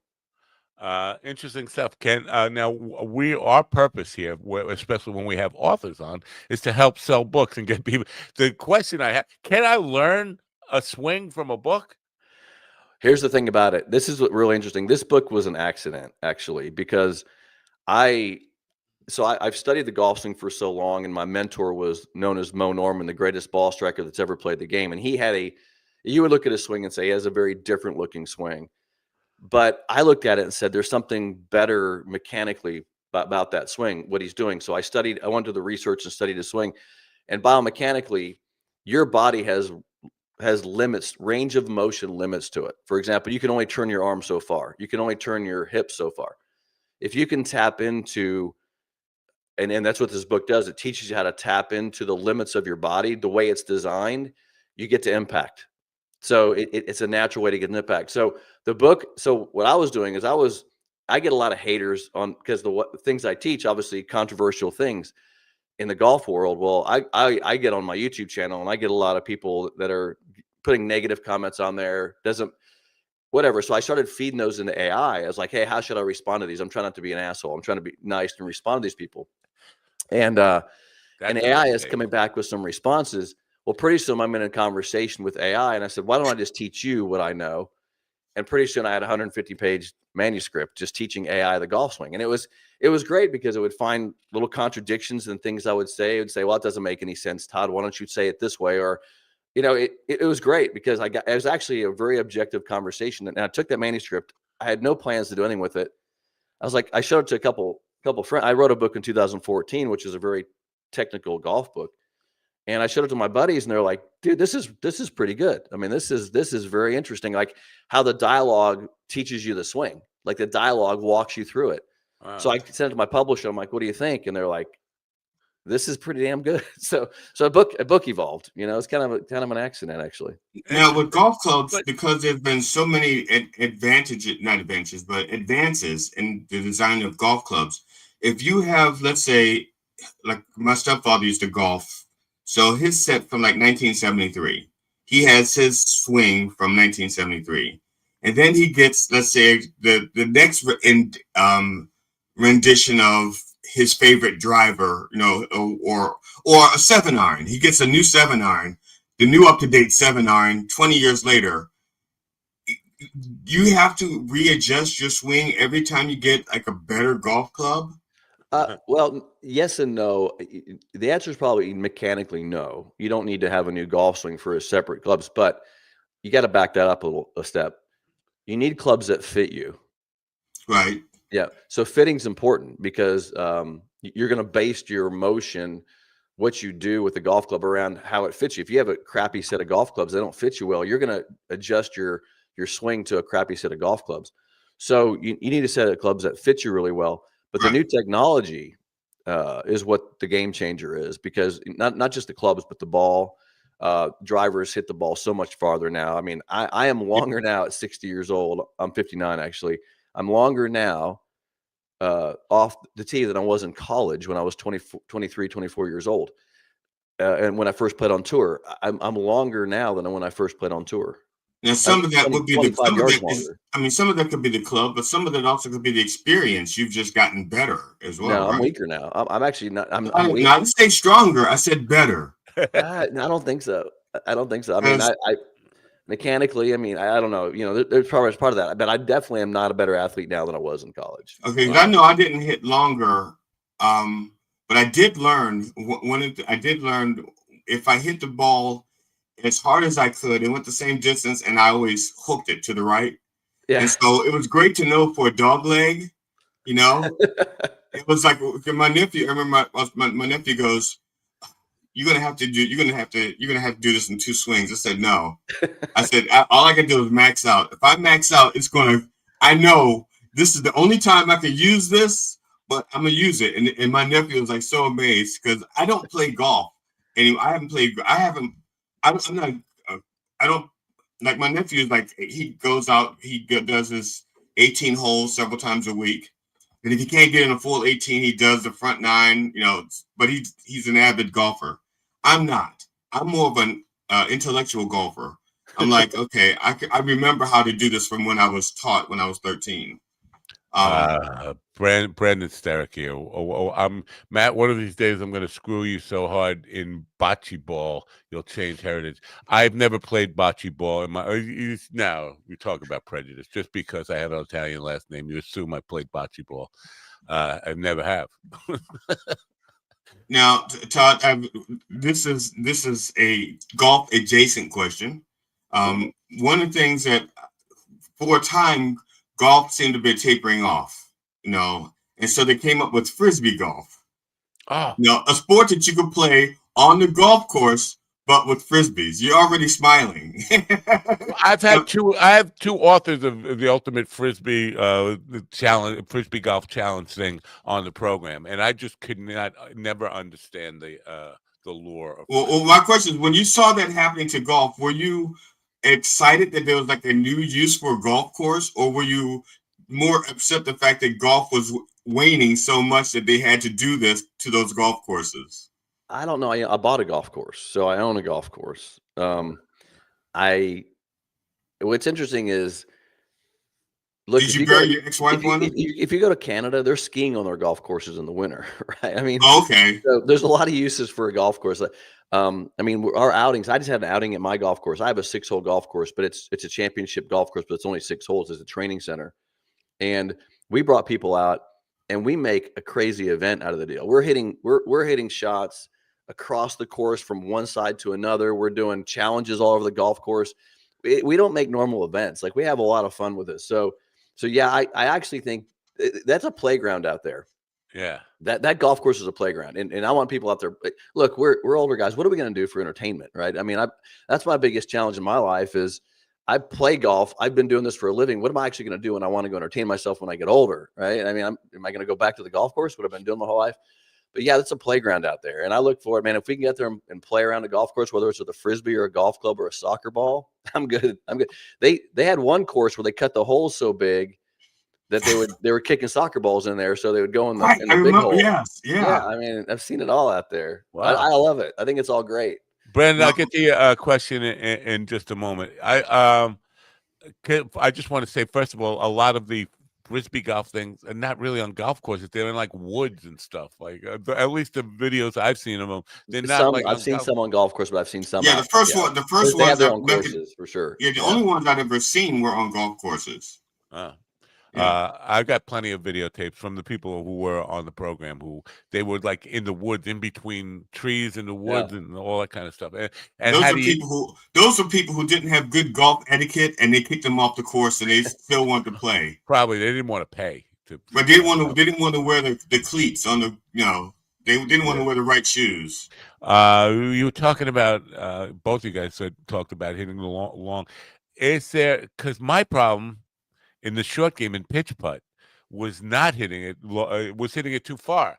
You got a max 150-yard hole, and then all of a sudden I'm driving to 200 yards now, and now I'm totally in rough that's not even part of the golf course. Now I'm like in a parking lot or something. Controlling, you don't always want to hit it as far as you can, right? Oh no. Well, when we teach people to swing the golf club, we play at 80% of our capacity, so your swing speed. So if you max out, which if I play around a golf, I probably don't swing one swing where I'm actually swinging as hard as I can. So you play good golf at about 80% of your. It's like you're running a marathon, you're not running a sprint. So you play golf at about 80%, and that's how you play the game, and that's why you can be really consistent. What you mentioned is just not being consistent. If one shot's going 200, one shot's going 180, one shot's going 150, it's going to be hard to play the game with any consistency at all. But if that easier swing at 80%, every shot's going, not your farthest, maybe you can hit it 200 yards, but you hit it 180 or 170. That's how you control. That's how the game's played, is through control. Yeah, but that's been a big issue with teaching, and because kids out there, you're watching the Bryson DeChambeaus and you're watching the Tiger Woods, even back when he was playing his best, swinging really hard at it, and you see these miraculous shots. That's not really how the game is played. That's the highlight reel. There's the highlight reel. And so, lots of highlight reel golf going on, and kids are kind of pick up on that, and they think it's a hero. It's not about being a hero out there. It's just about being consistent. I want to be the guy that goes out there and pars about every third hole and sneaks in a birdie, and then pars a few more and sneaks in a birdie and walk in there at 4 under. You're going to win a lot of tournaments, Yeah. So. What I think earlier when you were talking about your physical attributes, this is something I've been interested in for not just golf. I mean, on everything, even playing guitar. I talk about people who are born with these long, slender fingers and the advantages they have. I think every endeavor that humans get into, there is a optimal physical type. Does that hold true in golf? And you're like the best golfers are tall, slender, or short and long feet, or whatever. I mean, it's changed. It's changed. Matter of fact, I'll tell you a quick story. When I was at OU, we played against the first Chinese national golf team that was ever created. So China created a golf team, and they went and found all the 5'9", and they had the tryouts none of these kids could play golf. They just gave them clubs and say, try out. And so they took the best kids at 5'9", and all the kids came over. We had a challenge with them. We played a little tournament against them in Norman, Oklahoma. And when they came in, they're all the exact same height. It was just, we couldn't tell them apart because they're all these like little clones. Not because they were Chinese, but because they're all 5'9". They're all 5'9". Well, yeah, it's hard to find anybody over 5'9". But I think that has definitely changed. I mean, that was Lee Trevino back in the day, and Tom Watson, all those guys about 5'9". It's definitely changed athletes. I mean, I don't really know why. Probably because I mean, if I had to guess, it's because it's becoming more of a distance game and a power game than back in the day, where I was talking to a guy named Tom Jones, played on the tour for a number of years. There's 18 tour players that are members at my club. And he said back when we played competitive golf, the ball was so bad, the way the ball was made out of rubber bands. And it was all about controlling it, like keep the thing in play, because every golf ball, one could go left, you hit a good shot. It was just about controlling it. So you're building golf swings to control the golf ball. Well, now the golf ball doesn't curve hardly at all. It's just built for distance. So I think the better athletes are coming from the game. It's turned into more of a power game, how far the ball, goes. And a lot of guys have been trying to dial this thing back. A lot of guys like Nicholas and stuff are like, the courses are becoming obsolete, because you have courses that were built, great golf courses, even like Augusta National. You can't add land to Augusta National. You can't make the course bigger. You only have so much space. And if the ball keeps going farther and farther, now you have a problem, because people are going to dominate these golf courses because of equipment. But I think I think now the ideal probably size of an athlete for the PGA Tour is 5'11" to 6 foot tall. Just a different athlete than played when I was competing. It just occurred to me about the name Tom Jones. It's not an unusual name. It's not unusual. I'm sorry. I can't help myself. My stepfather and I were playing. He was about 42 at the time, and while he was teaching me how to golf, so he was talking to me while he's setting up and everything, and he's telling me the story about the time he hit a hole-in-one, the only hole-in-one. He was 21 years old, and he's telling me this, and subconsciously he doesn't realize. It took me a while to realize that him telling me about this, putting him back in that same mindset that he had when he was 21. And he's telling me about this, and he hits it, and he goes, and the ball, is going, and he can tell this is sweet. It's a beautiful. He can just tell the arc, and then it hits the green, and then starts rolling. And my stepfather the whole time was yelling, "Go get it! Go get it! Go get it!" And we had our dog with us, and the dog thought that he was telling him to fetch. And the dog went and grabbed the ball 3 feet from the hole. My stepfather chased the dog with his golf clubs for about half an hour. I think it counts. And that's the invention of barbecued dog ribs. Now, Brandon wants me to ask you about Happy Gilmore, and I'm going to ask you about the movie Happy Gilmore. But on the subject of movies, before I get to that, Legend of Bagger Vance, because GD was put back in the mindset of being 20, 21. Are you familiar with the movie? You got to be, right? That whole movie seems to be more about the mental aspect of seeing the field, and it's almost like meditation or self-hypnosis and all that stuff. Is that part of everybody's kind of mentality? Is getting the right mental frame? I have a hard time. That movie is based on the Bhagavad Gita, right? It's the chariot going into the battle with his caddy, which is his. No. Okay. I watch these movies and I'm like, so the best golf movie is Francis Wimet that won the U.S. Open, but it's Shai LaBeouf. I forget how to pronounce his name. Shia LaBeouf, yeah. Look, that is the best golf movie, and I'll tell you why. Because the golf swings look real. The crappiest things about watching Matt Damon swing a golf club is he's not very good at swinging a golf club, and the eye knows this. Like you look at a tour player, the swings look good. Like even the shitty swings look pretty good, right? But you watch these movies, and you got these actors trying to swing a golf club, and it doesn't make sense in my mind. Like I'm like, this guy can't play golf. So I'm sorry. Are you trying to tell me that Kevin Costner, when he exactly what I'm trying to tell you. Exactly. That is my actually. I did not like that movie as a golf. He can't movie. break 85. Yeah.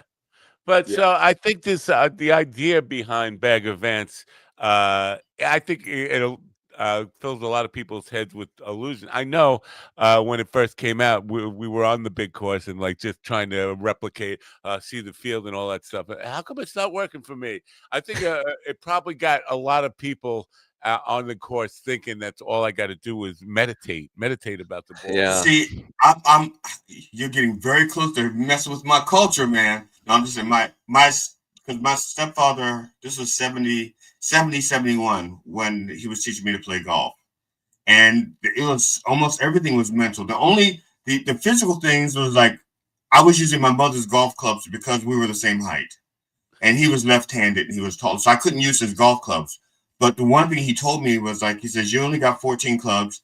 And he says, you're at the level, talking about me. He says, you're just beginning. So for you, some of your clubs, you're not going to be able to tell the difference between a 9 and a wedge. So get rid of the 9 and replace it with a left-handed 9. So that if you're ever in a hazard where you have to go left-handed, you have that. That was not philosophical. That was more like mechanics. But other than that, everything else my stepfather taught me about golf was like mental and spiritual about the game. And I agree there are spiritual parts of the game. I'm not saying that, but I'm saying that silence is spirituality to me. And if you can go out there and you play golf and you're just in your own little world and you're just, there's times when I've played in tournaments when I've been in that space where I don't know what anybody's doing. You could make it a hole in one. I probably wouldn't see it because I'm kind of in my own little universe. That's when I played my best golf. So I think there's that spatial awareness to it, that you're in your kind of world, because you're certainly not out there stressing out and worrying about everything that's going on out there. You couldn't function if you were like that. So I think there's definitely that side to it. So I know that side to it because I've been there many times in that kind of zone in space and peaceful within yourself environment. But that might be the whole mental game. But I think people get too mental about the mental game. Like the more you think about the mental game, the more you think, and then you got a problem. So I think that I was working on a movie deal years ago, and I got paired with some guys in LA, and then a bunch of famous people that I won't mention all these guys' names, but I'm playing golf with these guys, and my business partner's with me, and we play golf with them, and after 9 holes, I'm in the kind of the halfway shack and getting an iced tea and something to eat. And my business partner comes up to me and he says, Todd, he goes, you have to be more social with these guys. We're trying to do a movie deal here and you're not talking. I'm like, are we here to play golf or be social? Yeah. I'm here to play golf, man. Yeah. You want to just be social? Let's go have lunch. But I'm here to play golf. I'm on the golf course, So that's the problem I have with all these celebrity golf tournaments is everybody wants to just talk to the celebrities and nobody's really playing golf. Yeah, it's just like. So we'll come to. I've got to throw Brandon a bone here. He says, "Ask Todd what he thought of the new Happy Gilmore movie and the concept behind it. Are you familiar with the movie?" And I actually have not seen it. My buddies have all trying to drag me there, but I have not had time to see it yet, so I can't really. Okay, well, how about Caddyshack? Well, Brandon, if you will, in the chat room, if you want, just briefly explain what the concept is. That's what I'm curious about, because it just seemed like Happy Gilmore was one of these guys who had a long game of like being able to hit like a 500-yard drive or something, like perfect straight, right? So I don't know what the concept is. I'm just interested in that. Yeah. Well, what about the Caddyshack? The documentary Caddyshack. Documentary. I thought there's a documentary. No, it's a documentary. It's real. He's talking about the actual movie Caddyshack. The movie Caddyshack. Yeah. Well, you love Caddyshack. I mean, who doesn't love Caddyshack? I mean, that was a classic. But that was when I was in high school. I watched that. I think I was in junior high. Yeah. Yeah. Now, is there? Can men and women compete? Because you know what, we're in a place in the world where like the inequality in sports, when men and women have different sports they excel at. Obviously, can women compete with men in golf? No, never. Why? Even if they use because at least the golf course. Let's just clarify here. Like a woman pro and me would be ridiculous, right? Yeah.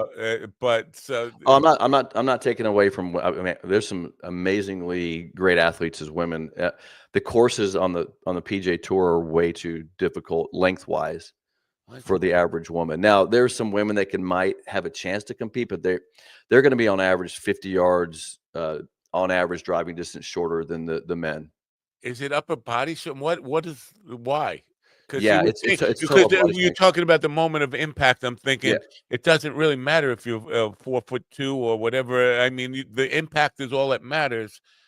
Why does the distance matter?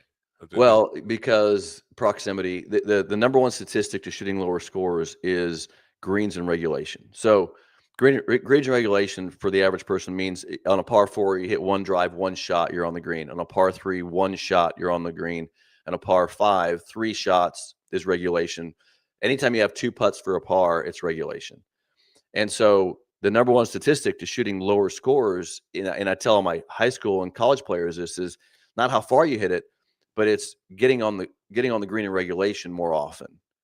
Now, in order to do that, proximity to get on the green, you're not going to hit many greens with a 3-wood, but you're going to hit quite a few greens with a 7-iron, 8-iron, 9-iron, and wedge.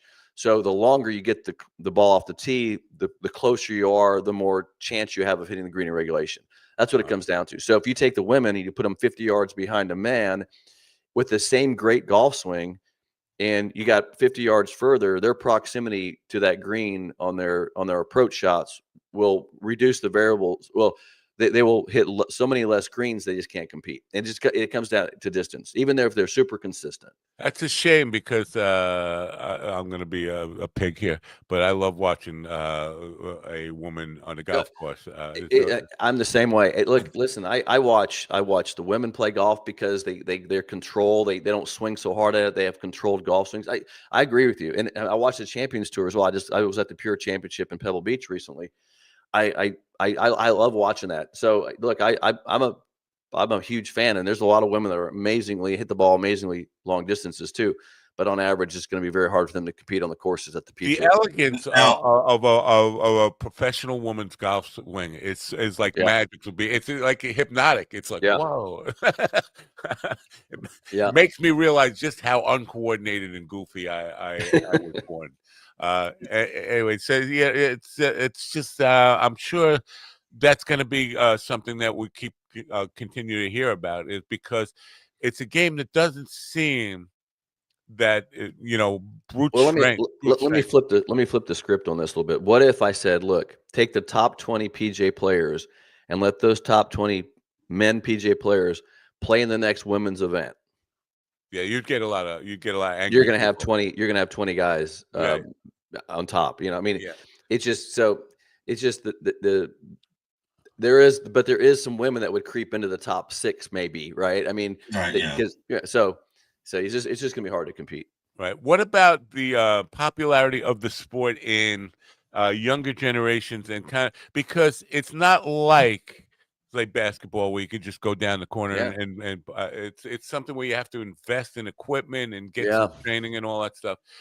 Is that a challenge? And is there anything that can be done to kind of preserve the popularity of the sport for future generations? Yeah, I'll tell you what it is. It's like, what's what GD said. Who introduced GD to the game? Right.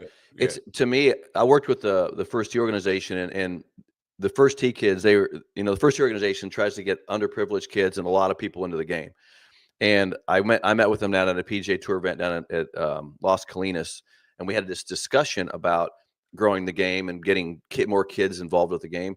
And I was standing there on the 18th, by the 18th green where all the tour players are coming in. I said, hey, let's turn around and look at all the kids that are in the gallery. Who are they with? And their kids are with their grandparents. Yeah. The dad's at work. The grandparents are introducing the kids. So I said, it's not us that need to drive the game. It's the grandparents, the people who love the game, drive the game. And so that's where I think the focus has to be is parents and grandparents. The statistic is this: if your parents played golf, both parents, there is a 36% chance that you will play golf. Now this was stats from 8 years ago. If one parent plays golf, there's only a 16% chance. But what they need to take the stat on is if the grandparents play golf, because there's a higher percentage of grandparents that are playing golf than probably parents. And those grandparents, how many grandkids? Because that's what I take my grandkids and I drag them to the golf course. Where am I going to take them? Right? I take them to the golf course. So it's really a top down investment if we want to grow the game with the kids. That's what I think. It's because it's kind of along those same lines. Is golf is one of the things. The plastic golf club is first thing you get for a 2-year-old toddler with a little putting green in that. Is it best to introduce kids to the game at a very young age? Does that mean they're going to have a better aptitude for it, or like it doesn't matter? Can you get I think it matters. I think I don't know if you have to even introduce them to really playing the game. I think you introduce them to being around it, Right. bringing the kid to the club, bringing them to the organizations, being around the people. Being around a golf crowd is very different than being around a lot of crowds, right? There's etiquettes. There's etiquettes you don't know about that you learn.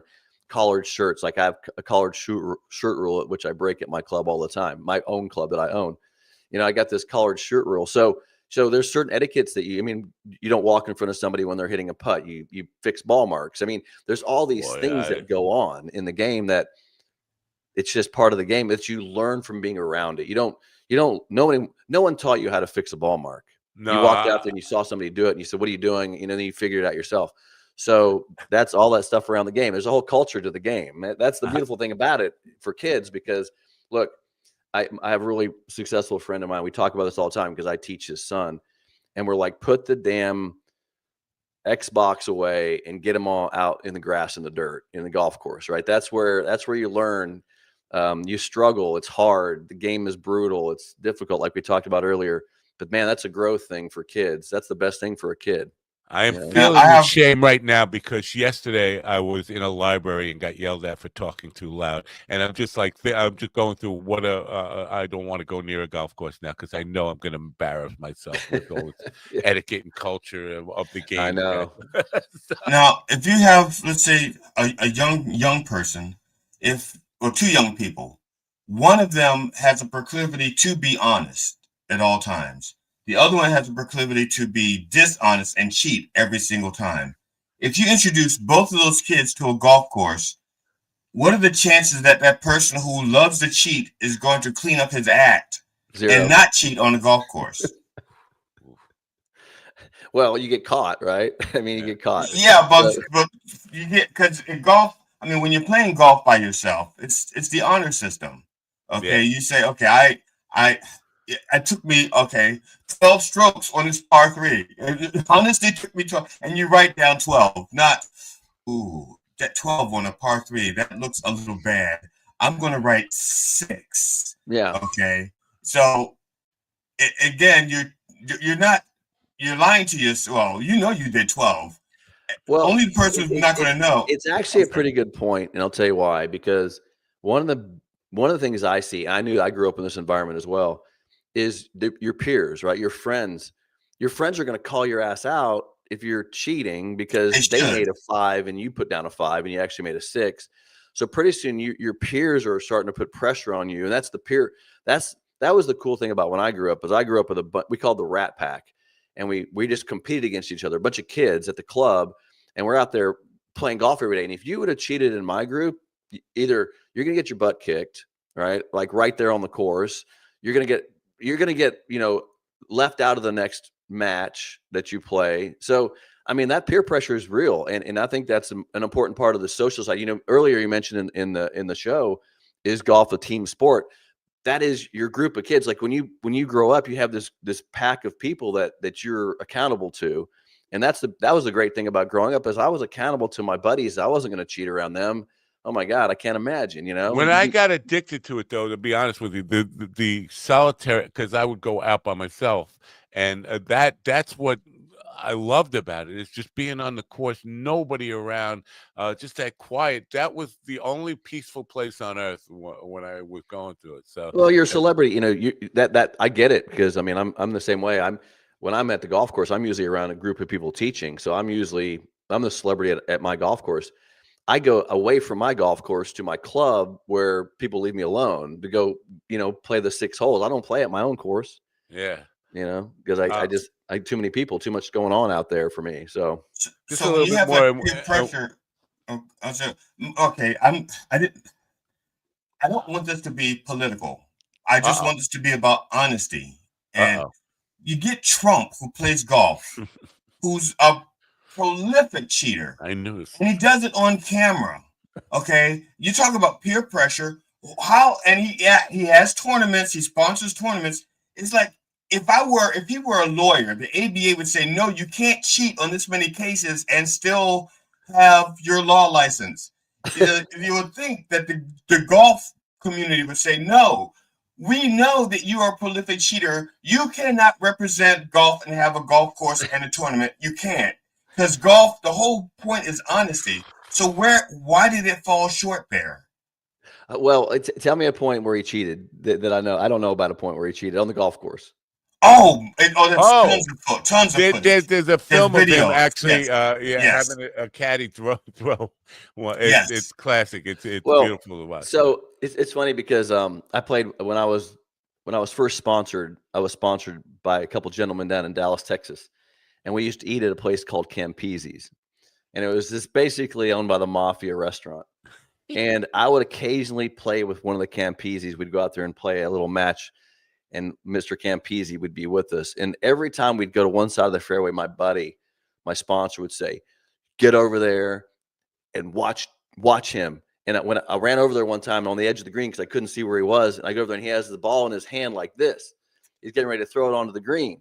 Yes. And we're all playing for a little bit of money. And he's like, okay, you got me. I'll pay up. I'll pay up. So we would catch these guys cheating all the time. Yeah, Trump, and that's what Trump does. Except he doesn't say you caught me, I'll pay up. He's more like because they all ignore it. That's what I'm saying is they ignore it. You have video of him tossing the ball on the green or kicking it out of the rough. Yeah. And it's not like I'm making it up. I mean, you could actually find video, actual footage, and also there are golf pros who played with him who say he is the worst cheater. There's actually a book. I think it's about golf and Trump. I can't remember the name of the book, but he is a well-known cheater. So we're still working at having a guest on that we don't bring him into uncomfortable political. Yeah, but this is in politics. This is in politics now. I'm talking about just sheer honesty of the game. I'm talking about somebody who can host a tournament that they know is a cheater. Doesn't that reflect poorly on the game if it's about honesty? But one of your big promoters is Astros won the World Series by cheating, and it didn't really affect the game. The game is still there. Well, once you're labeled a cheater, you're a cheater, right? It's hard to get out of that one, right? So, right. And he's labeled a cheater, but it hasn't changed. That's what I'm saying. So why hasn't the PGA said, we know you're a cheater. You're the most famous cheater in golf. He only plays on his courses. He's in little events. He's not in major events. Yeah, but they're his courses, but they're not his. The PGA doesn't have to sanction the events. I can own a course. The PGA won't sanction it. Right. All right.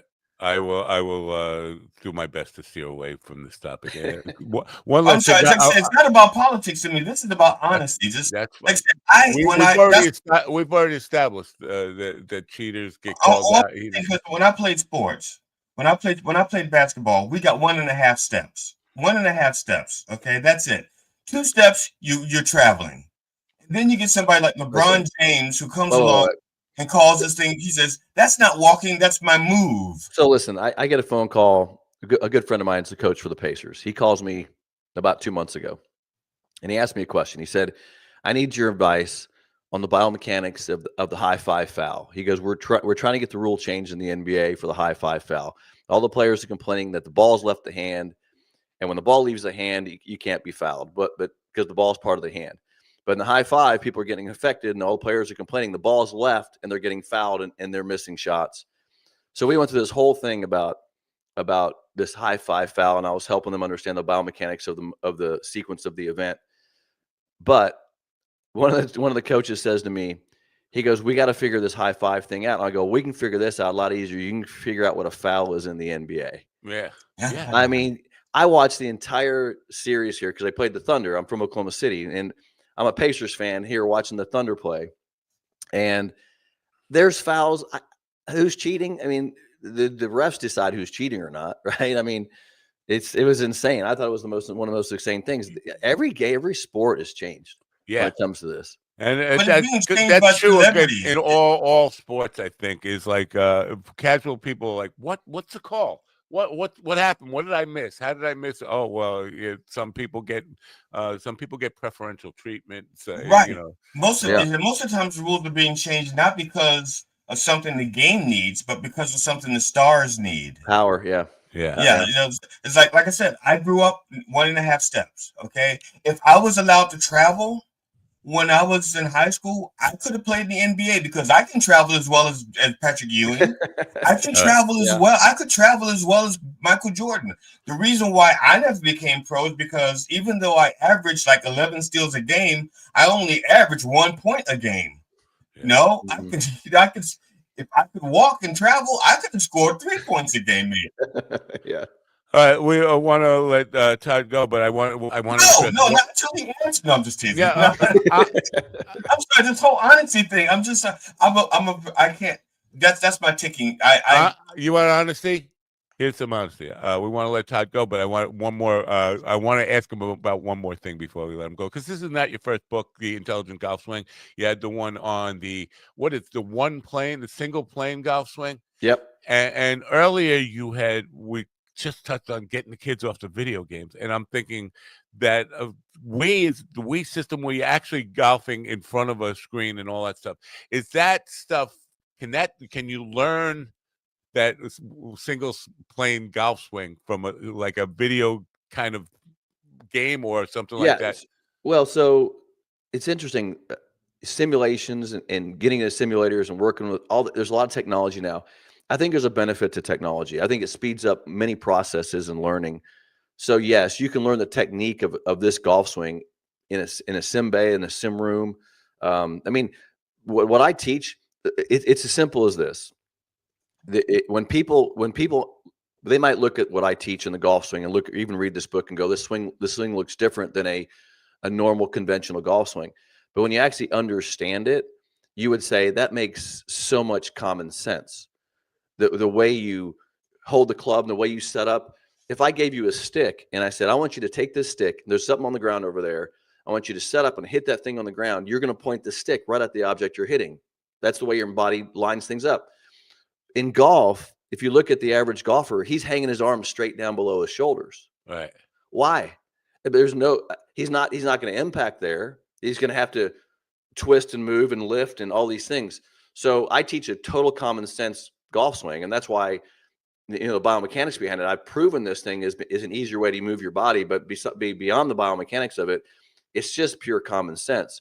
And so once you kind of understand this, everybody says to me when I finally show them, here's exactly what I teach and why I teach it and all the mechanics behind it, they're like, why doesn't everybody do it that way? I'm like, good question. It's a good question, but it's a common sense thing.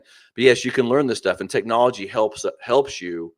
I mean, having a video camera, make sure you're doing it correctly. That's a fast way to get some feedback. If you're just guessing at it, you're going to be there a lot longer trying to figure it out. So I thank God that people did not have cell phones when I was trying to learn to play golf on my own, and because they had a lot of video. Oh my God! It would be the most. So I tried to say, well, probably look like a polar bear trying to open a pistachio nut or something. I can't think of anything more awkward than that. But my golf swing, I'm certain I don't want to see it. It would just embarrass me to death. Anyway, so we have two websites for you: toddgraves.me, and then the Intelligent Golf Swing. I guess that's just for the book, intelligentgolfswing.com. Yeah, the intelligentgolfswing.com is where I have the book, and and you can get in there, and there's in the book, inside the book, there are actual QR codes. You scan that, and you can go watch the video that teaches that section of the book. So throughout the book, you can get the instruction as well. Beautiful. We appreciate you getting up early and being part of the program and bearing with us in our silliness and really naivety about the sport. So now, I have one last question before you leave, though, because we're concerned about. Is it about Trump? Don't. No, it was about him being on the show. Because how many shows have you done like this? Because we're just saying, because we're not.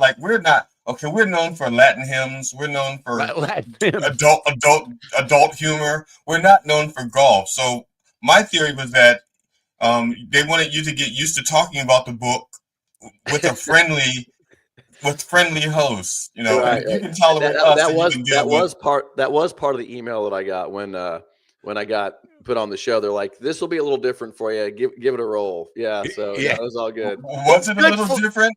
Good for her, because you know what? Most of the publicists we work with don't give the authors any kind of prep about what they're stepping into, and then they have to go, now I need a new pair of shoes.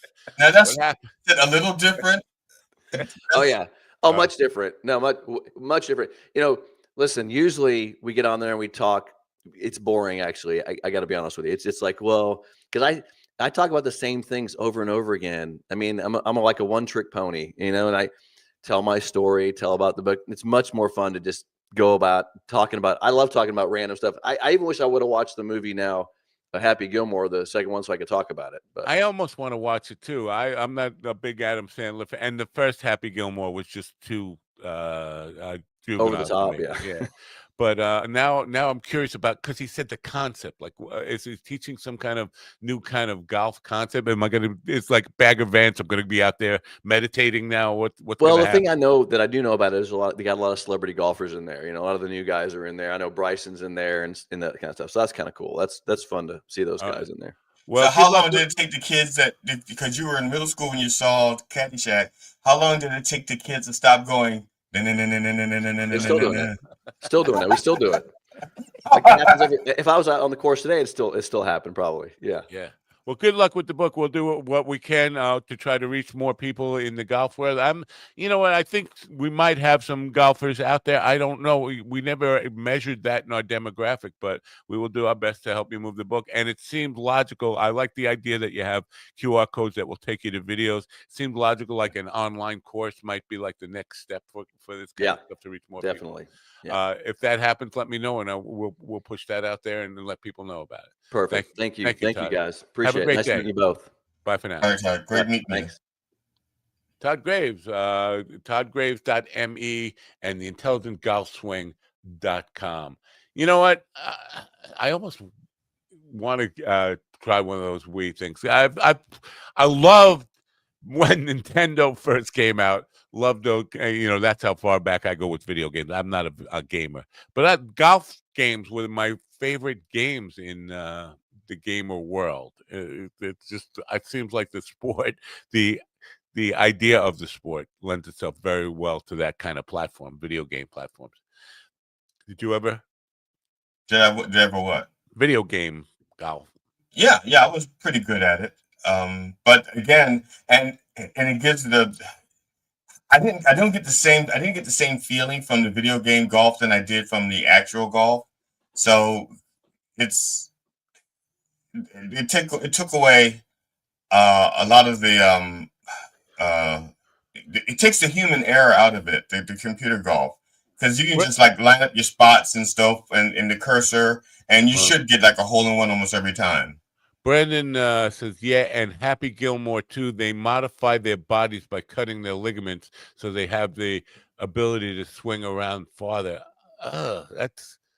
That's weird. I mean, they're promoting this in a comedy, and people. I'd be concerned that people are way too influenced by pop culture these days, and I'd be concerned that might start a trend. There was, and I can't figure out where it's in my head from. There like this thing that was supposed to modify your swing by putting a chain around your neck and like a hook around your nuts. Oh, you're thinking about rap golf. That's when they started wearing the chains. And no, I'm just teasing. No, who was it that had this thing that was? It was from pop culture, whether a movie or a television show, but it was this thing that was supposed to help you keep your swing under control, because if you didn't, you would castrate yourself.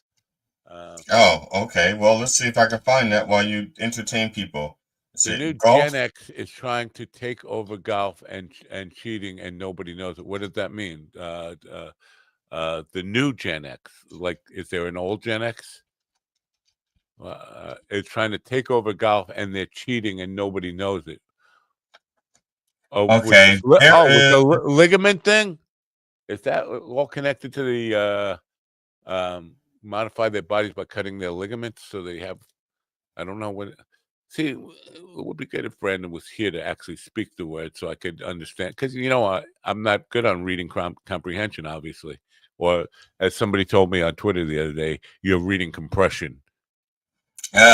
Compression? What, did you find something with the... No, I found golf ropes, and the golf chains were something totally different. I didn't go into attaching it to your nuts and stuff because I didn't want to wind up on one of those other one of those sites that would have been sent to me by Ron, you know. What the hell? I got a thing that Ian sent me a link. You didn't expect the singer of Bobby Lee to get dreadlock cornrows looking like a Limp Bizkit in the 90s, but enjoy the new single, Napoleon. Oh, Napoleon. Yeah, Bobby Lee. Oh, Bobby Lee. Wow. I'm going to have to check that out. Something else that Ian had sent me back in the past, and we talked about it on the show, Marcin. Remember the guy, the guitar player that like he was playing he played like classical music, and he's a banger on the guitar, and he's doing the bass part and all that. There is an expose, a couple of exposés on him about him being phony. Remember, I said he was phony. Now, saying he's faking that stuff does not mean that I don't think he's an excellent guitar player, very coordinated. For what he does, it's enough that what he really does live is really entertaining and compelling, and it takes a lot of skill. There's no doubt about that. But he is now, because he goes over the top by swearing that what you're seeing in the video was all done at one time on one instrument with just two hands. And it's just not true. He's lying about that because he is overdubbing parts that, and there are guys now taking full analysis, showing like close-ups. Here's his hands. Here's where they are. Where's the staccato, nonstop 16th notes coming from? It's just not there. But he's going out of his way to swear and putting that disclaimer on every one of his, that all this was done at one time, no overdubs and anything. And it's just a lie. He doesn't have to lie. He's entertaining and skilled enough that even without that slight overdub, it would be great on its own. But he is doing it. And there's no doubt he's doing it. And it's why are we in a place where people feel like they have to be phony in some way? It's funny. I was talking to Dylan Brody, and I was talking to him about there was an adjustment to a sketch that I have, one of my bits. It was an adjustment he suggested, and so I made the suggestion. And then after I did it at an open mic, some people afterwards that really liked the way that ended. That was really, really good, really clever. And I said, well, I have to admit, I didn't write it like that. I was coached into that. Dylan Brody, blah, blah, blah, suggested it, and I did it his way. I used to do it this way. And he laughed and go, no, this way, the way you're doing it now is much better than the way you used to do it. And so, and I was telling Dylan about that. And then Dylan had two different responses. His first reaction was like, okay, I made it better, you know.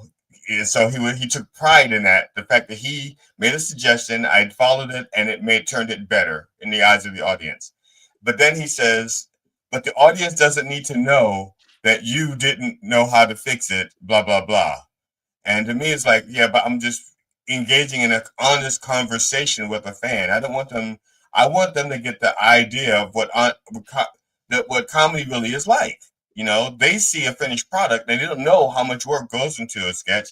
They don't need to know, but if we're in a conversation, I'm gonna be honest about it. And he was saying, I don't need to be that honest. I don't know how not to be, so to speak. Well, there's a middle ground here, and I get what both of you. I get both of your point of views on this thing. I think there is definitely a positive, just to saying, give some credit to Dylan Brody, who helped me out with that, not getting into the details about it. That's all. But I get what he's saying. Is you don't have to be that but it's good to give credit where credit is due, and appreciation for the help there. So whatever. Yeah, so I'm just saying that, like, with the guy, I don't understand why people can't be honest and say, you know, it took me 3 takes to do that. Okay, like I I only have the one CD, you know, and there are mistakes on it. I know where they are. And some of them aren't mistakes like it's a bad note. It's a mistake in is that's not what I wanted there. You know, it's not like it's out of tune. It's like that's not what was supposed to be played there. We didn't catch it, you know, or whatever. Yeah, like with this Marcin guy, I think for some reason, listen, if I could do what he could do, he has extraordinary skills. If I were as good as what he can do naturally, I would be secure in that and not feel like I had to. I wouldn't feel insecure about it or at all. And think, well, I have to be even more impressive. For who? Who are you really impressed? Because the only people that are you're really going over the top by adding those little, really unimportant overdubs, in my opinion, is you're trying to impress musicians, and that's like going to an open mic night and trying to impress comedians. Like they're not. They're not the audience. Regular people are your audience, and regular people seeing what you can do naturally. That's enough for them to say, "Holy fuck, this is entertaining as fuck. It's really good. The guy's a talented, skilled player." You don't need to try to impress Tommy Emmanuel that you're somehow better than him by phoning it up, and then going one step further and swearing on a stack of Bibles that it's all real. You're just hurting your own reputation. Just come out and either admit, like Kent Neshuahara, this kid is fucking amazing too. He does Steely Dan parts, and he's like that. But he will at least admit, like, and like when you see a guitar solo coming in, and he's playing all the backing parts, he will have him on the other screen showing that he overdubbed the guitar parts. Not ashamed of and he shouldn't be ashamed. The guy's fucking fabulous, but fabulous. I know what you're saying. Yes, it's I just made that word up. You don't know what I'm saying. It's from a Latin hymn. Fabulous means he's got good weed. Oh, I thought it meant like he was fantastic and fabulous. Yeah, that's what you're right. That's what I mean. But no shame there in admitting. Yeah, for this one part, I had to for the solo, the sax solo, I overdubbed that. So, but everything else, like playing Deacon Blues on an acoustic guitar, playing the drum parts, the bass parts, and the rhythm melody stuff. That's enough. To me, you didn't even need to do the solo. You could have just bypassed the solo section. It would have been enough for me. Great stuff, though. No, and I think Marcin has that going on. The only thing that I don't like about Marcin, if it sounds like I'm jealous at all, I love his skill. I think the guy's a great skill player. The only thing drives me crazy about him is that fucking hair weave thing. He does this hair flip. I just want to grab him by that hair and like rip it out of his head. That's just me, though. Because I don't have any hair. You see where I'm going there. Yeah, but you could have hair. I do. It's in the box. Where is it? You just grow your mustache out and comb it over. That's like the worst comb over. I would think if I was going to do, not that I'm against comb overs necessarily, but I would do the ear hair. I would do the ear because it's. And actually, that was my next. That's where I started, but I thought no, that's too logical. So that's why I went with the mustache. That's really illogical. Ear hair is like the worst. It's just the worst. And I don't. And yeah, that my nose hair is like I was at the point where I could trim my nose hair like once a month, and the same with the ear hair once a month. And now it's like with the ears, it's like it's once a week, and with the nose, it's like once every 10 days. See, people with hair have a distinct advantage when you start getting older and you start getting the ear hair is that nobody notices. But if you're bald and you have like a hair sticking out of your ear, people can see that from 12 feet away. 15 feet away, so. Well, I feel it. See, I feel it tickling, and so I can't stand that tickling thing. That's why I leave the headphones on even when I leave the house. I did keep the headphones. Did you notice that Todd called me a celebrity? Yeah, I did. Yeah. And you notice I didn't correct him? I know. Well, I was just laughing too hard on the inside to correct him on that. But yeah. Yeah. That's the best comedy we've had going on. You called you a celebrity, and that leads me to be your sidekick, your celebrity sidekick. Oh, I'm celebrity adjacent. Yeah. Do you consider yourself more of a Ed McMahon or a Charles McCord? Because I would appreciate. I don't know who Charles McCord is. Oh, is that the guy from Imus? Yeah, Imus is a lot best. I didn't watch enough of them to know. If anything,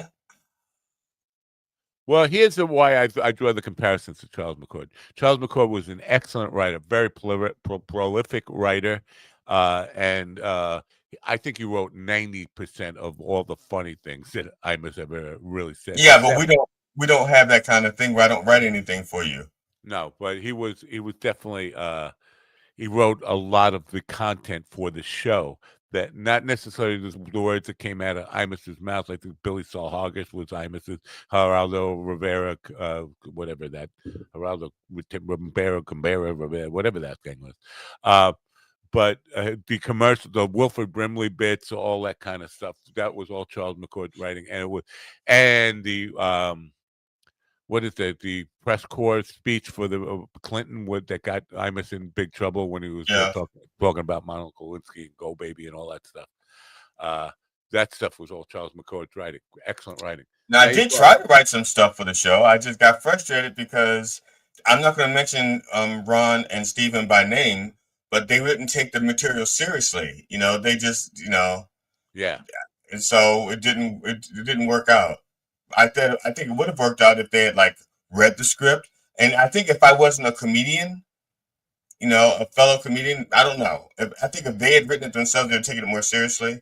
But I don't know. That's why we fired them. If you're keeping track at score at home, that's why they're no longer here. Speaking of fire, this has been showing up in my feed, my social media feed. You'll never guess it's Robert Taylor. You'll never guess. I can't guess. Yeah, it's Robert Taylor. I knew you wouldn't guess. Yeah, he's been showing up in my social media feeds. Wow. Yeah, because we were talking about him, and now it's showing up. They're like, "Oh, you miss him?" It's like, I don't miss him. I don't know. Maybe listen to the program and it's trying to prove me wrong. And if so, Robert, he's not mentioning us. He's not mentioning us. It's like AI says you may want to watch this. Like, no, I don't. Oh. Yeah, AI is like suggesting and pushing him on me. It's kind of weird how sometimes we talk about stuff on this show. Like, are the algorithms listening to the words we say on this show and just but they can't but they can listen to us on the show, but they can't put me in there so that when they do a Google search, I don't show up first on Blind Mike for 10. The first 10 mentions of me is not on Blind Mike instead of this. Yeah. Which I do every day, or even my own stuff, which I do, you now qualify for a celebrity for an invite to the next Diddy party. This is Brendan Sterick. I'm sure we don't do prison shows. We're all taking bets on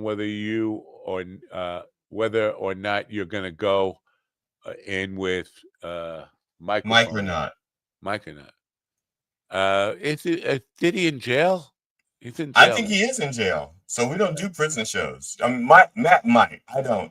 I would love to do a prison show. There was a time when I wanted to do, in the beginning, when I first started doing comedy, there was a guy who goes, I do prison shows and I'd love for you to work with me and come. I said, sure.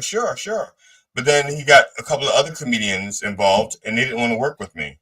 So I never did the prison show tour.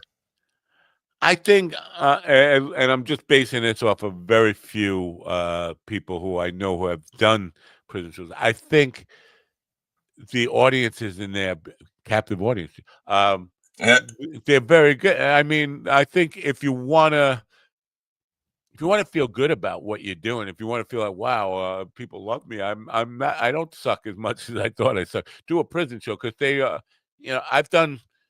Once I did a show at an army base. It was a benefit show, fundraiser show, whatever. It was multi-acts. This agent hooked it up, and we were the last act to go on. And every act before us sucked. I mean, the army people, they were almost to the point of like throwing shit. They were booing. It was just embarrassing. And now we got to go up last.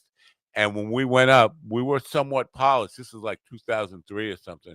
It was the Hank Porter thing, but it was basically the Rockin' 45s with me leading the thing as Hank Porter. and you would have thought we were the Beatles at Shea Stadium. I mean, they don't suck, or they don't suck was enough to make people enthusiastic, jumping off the seats. That's how it was for me when I was at Elizabethtown, when I performed at Elizabethtown College. Because I'm not a great musician. Like I said, I'm not a great musician. I'm not a great singer, but everybody else sucked so much more that when I came up, look, I was doing a Question of Balance. The Question by the album was Question of Balance, but the song was Question by the Moody Blues. And there's like this soft, beautiful part in the middle. It's not the way that you say it when you do these things to me. It's more the way you really mean it. And when I started singing that part, everybody started singing along with me. And then I was so caught up with them that I sang the wrong line next. And everybody else stopped and started singing the wrong line with me. And then afterwards, one woman said to me, I thought that song went differently. I said, no, you guys were right.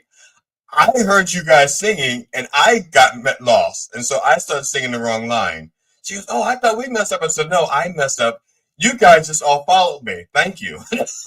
I think I have a recording of it. Let's play it. It goes, I'm going home. I love you. You don't love me. I go home. I love you. You don't love me. That's how. Is that how it goes? Anyway, tomorrow Michael Moriarty will be here. We'll be talking about Crazy Law and Order. We're talking about his time in Law and Order. Boom, boom. When he played on D.A. Stone. Or Stone DA. It's almost like Smoke on the Water, by the way, that little riff. Da, da, da, da, da. People, it doesn't sound like Smoke on the Water, but believe me, it's got a lot of similarities to it. That was something I was watching the other day where they played the Hawaii 5-0 theme in the background. I'm trying to think. Yeah. I used to love that song. I used to hum it all the time. When the theme song for Hawaii 5-0 came on, that was as exciting to me as the show itself. You know, I used to da da da da da da da, and then you get the little hula dancer. Yeah. That's one of the ones that these guys who play everything on acoustic guitar. I'm not sure if Tommy Emmanuel has ever done it, but that's one they should tackle because the horn parts in that and all, it's a lot going on in there. It's good stuff. If you can play those bongo things on the guitar and still play, you got 11 fingers or something. There's something weird going on. It's just tremendous. I know when I used to play for the church years and years and years ago, they used to say that I played like I had 3 hands, and I took that as a compliment. But now I realize that the third hand was just. They used to say you walk like you got 3 legs. And, that was back in my stripper days. Yeah, my king. And the funny thing is, this was way before I was circumcised because I was a stripper in my 20s. I didn't get circumcised until I was 50. And people thought that my penis was that long. No, my penis was only like 4 or 5 inches long. It was the foreskin that was like 12 inches. Which is this was the inspiration for my hit as Hank Porter in the Lonesome Cowboys. I dedicated it to GD on the cover of the album. I said the song was called "Don't Let His Penis Come Between Us." Kind of a big hit for a while. Big hit. All right, it's time to go. We tomorrow, Michael Moriarty. Friday, Dustin Chafin. I'm excited to talk to Dustin Chafin. I'll tell you why. Dustin, I knew about Dustin Chafin years ago when I first started doing this, and I had just come off like my brutal rejection period. Penn Jillette, who I had the audacity to write to and ask him to be on the program. He sent me back a letter. Who the fuck are you? Why should I even open your goddamn emails? You fucking nobody. Like, really? And like, I felt like, wow, all I did was ask you. So he opened the email to say, why the fuck did I open your email? Yes. He could have just ignored it. He didn't have to open it. Exactly, and a simple no would have done. You didn't have to make me feel like a piece of shit for being born, and which like curse my mother for having me. That's what I was. And so I backed off of everybody. And Dustin Chapman, I remember just specifically just moving that letter to the draft bin. And then I was in my dress cleaning out my email, and I said, "Oh, look, Dustin Chapman. Why didn't I ever ask him?" Oh, I remember why I didn't ask him. Penn Jillette fucking beat me. It ripped me like 4 new holes that day. So I did. I sent it out, and its response was, "Hell yeah, it sounds like fun. When do you want to do it?" Oh, wow, that was. I don't know. Should have sent this 5 years ago. So he'll be on Friday. I look forward to that. I just want to put out there real quick before people go that our first episode of What Makes Us Laugh with myself and Alan Katz is out there for your enjoyment on podcast. Everywhere podcasts are available. I don't know wherever they are. Just go to my Facebook page and or go to my website. It's the first thing on my website. Just hit the link. Just click on take you to one of the things. Alan Katz, I know you're listening. Come on back and promote it because nobody cares if GD's involved in this. But if that's true. That's true. So come on and promo that, and we'll get more eyes and ears on it, or ears and eyes, or ears. Did Elizabeth Court never reschedule? No. Okay. She should, right? I guess. Yes. Still under the weather or something. Think so. Okay. All right, we'll be back tomorrow. Don't forget to turn on your radio. Bye for now.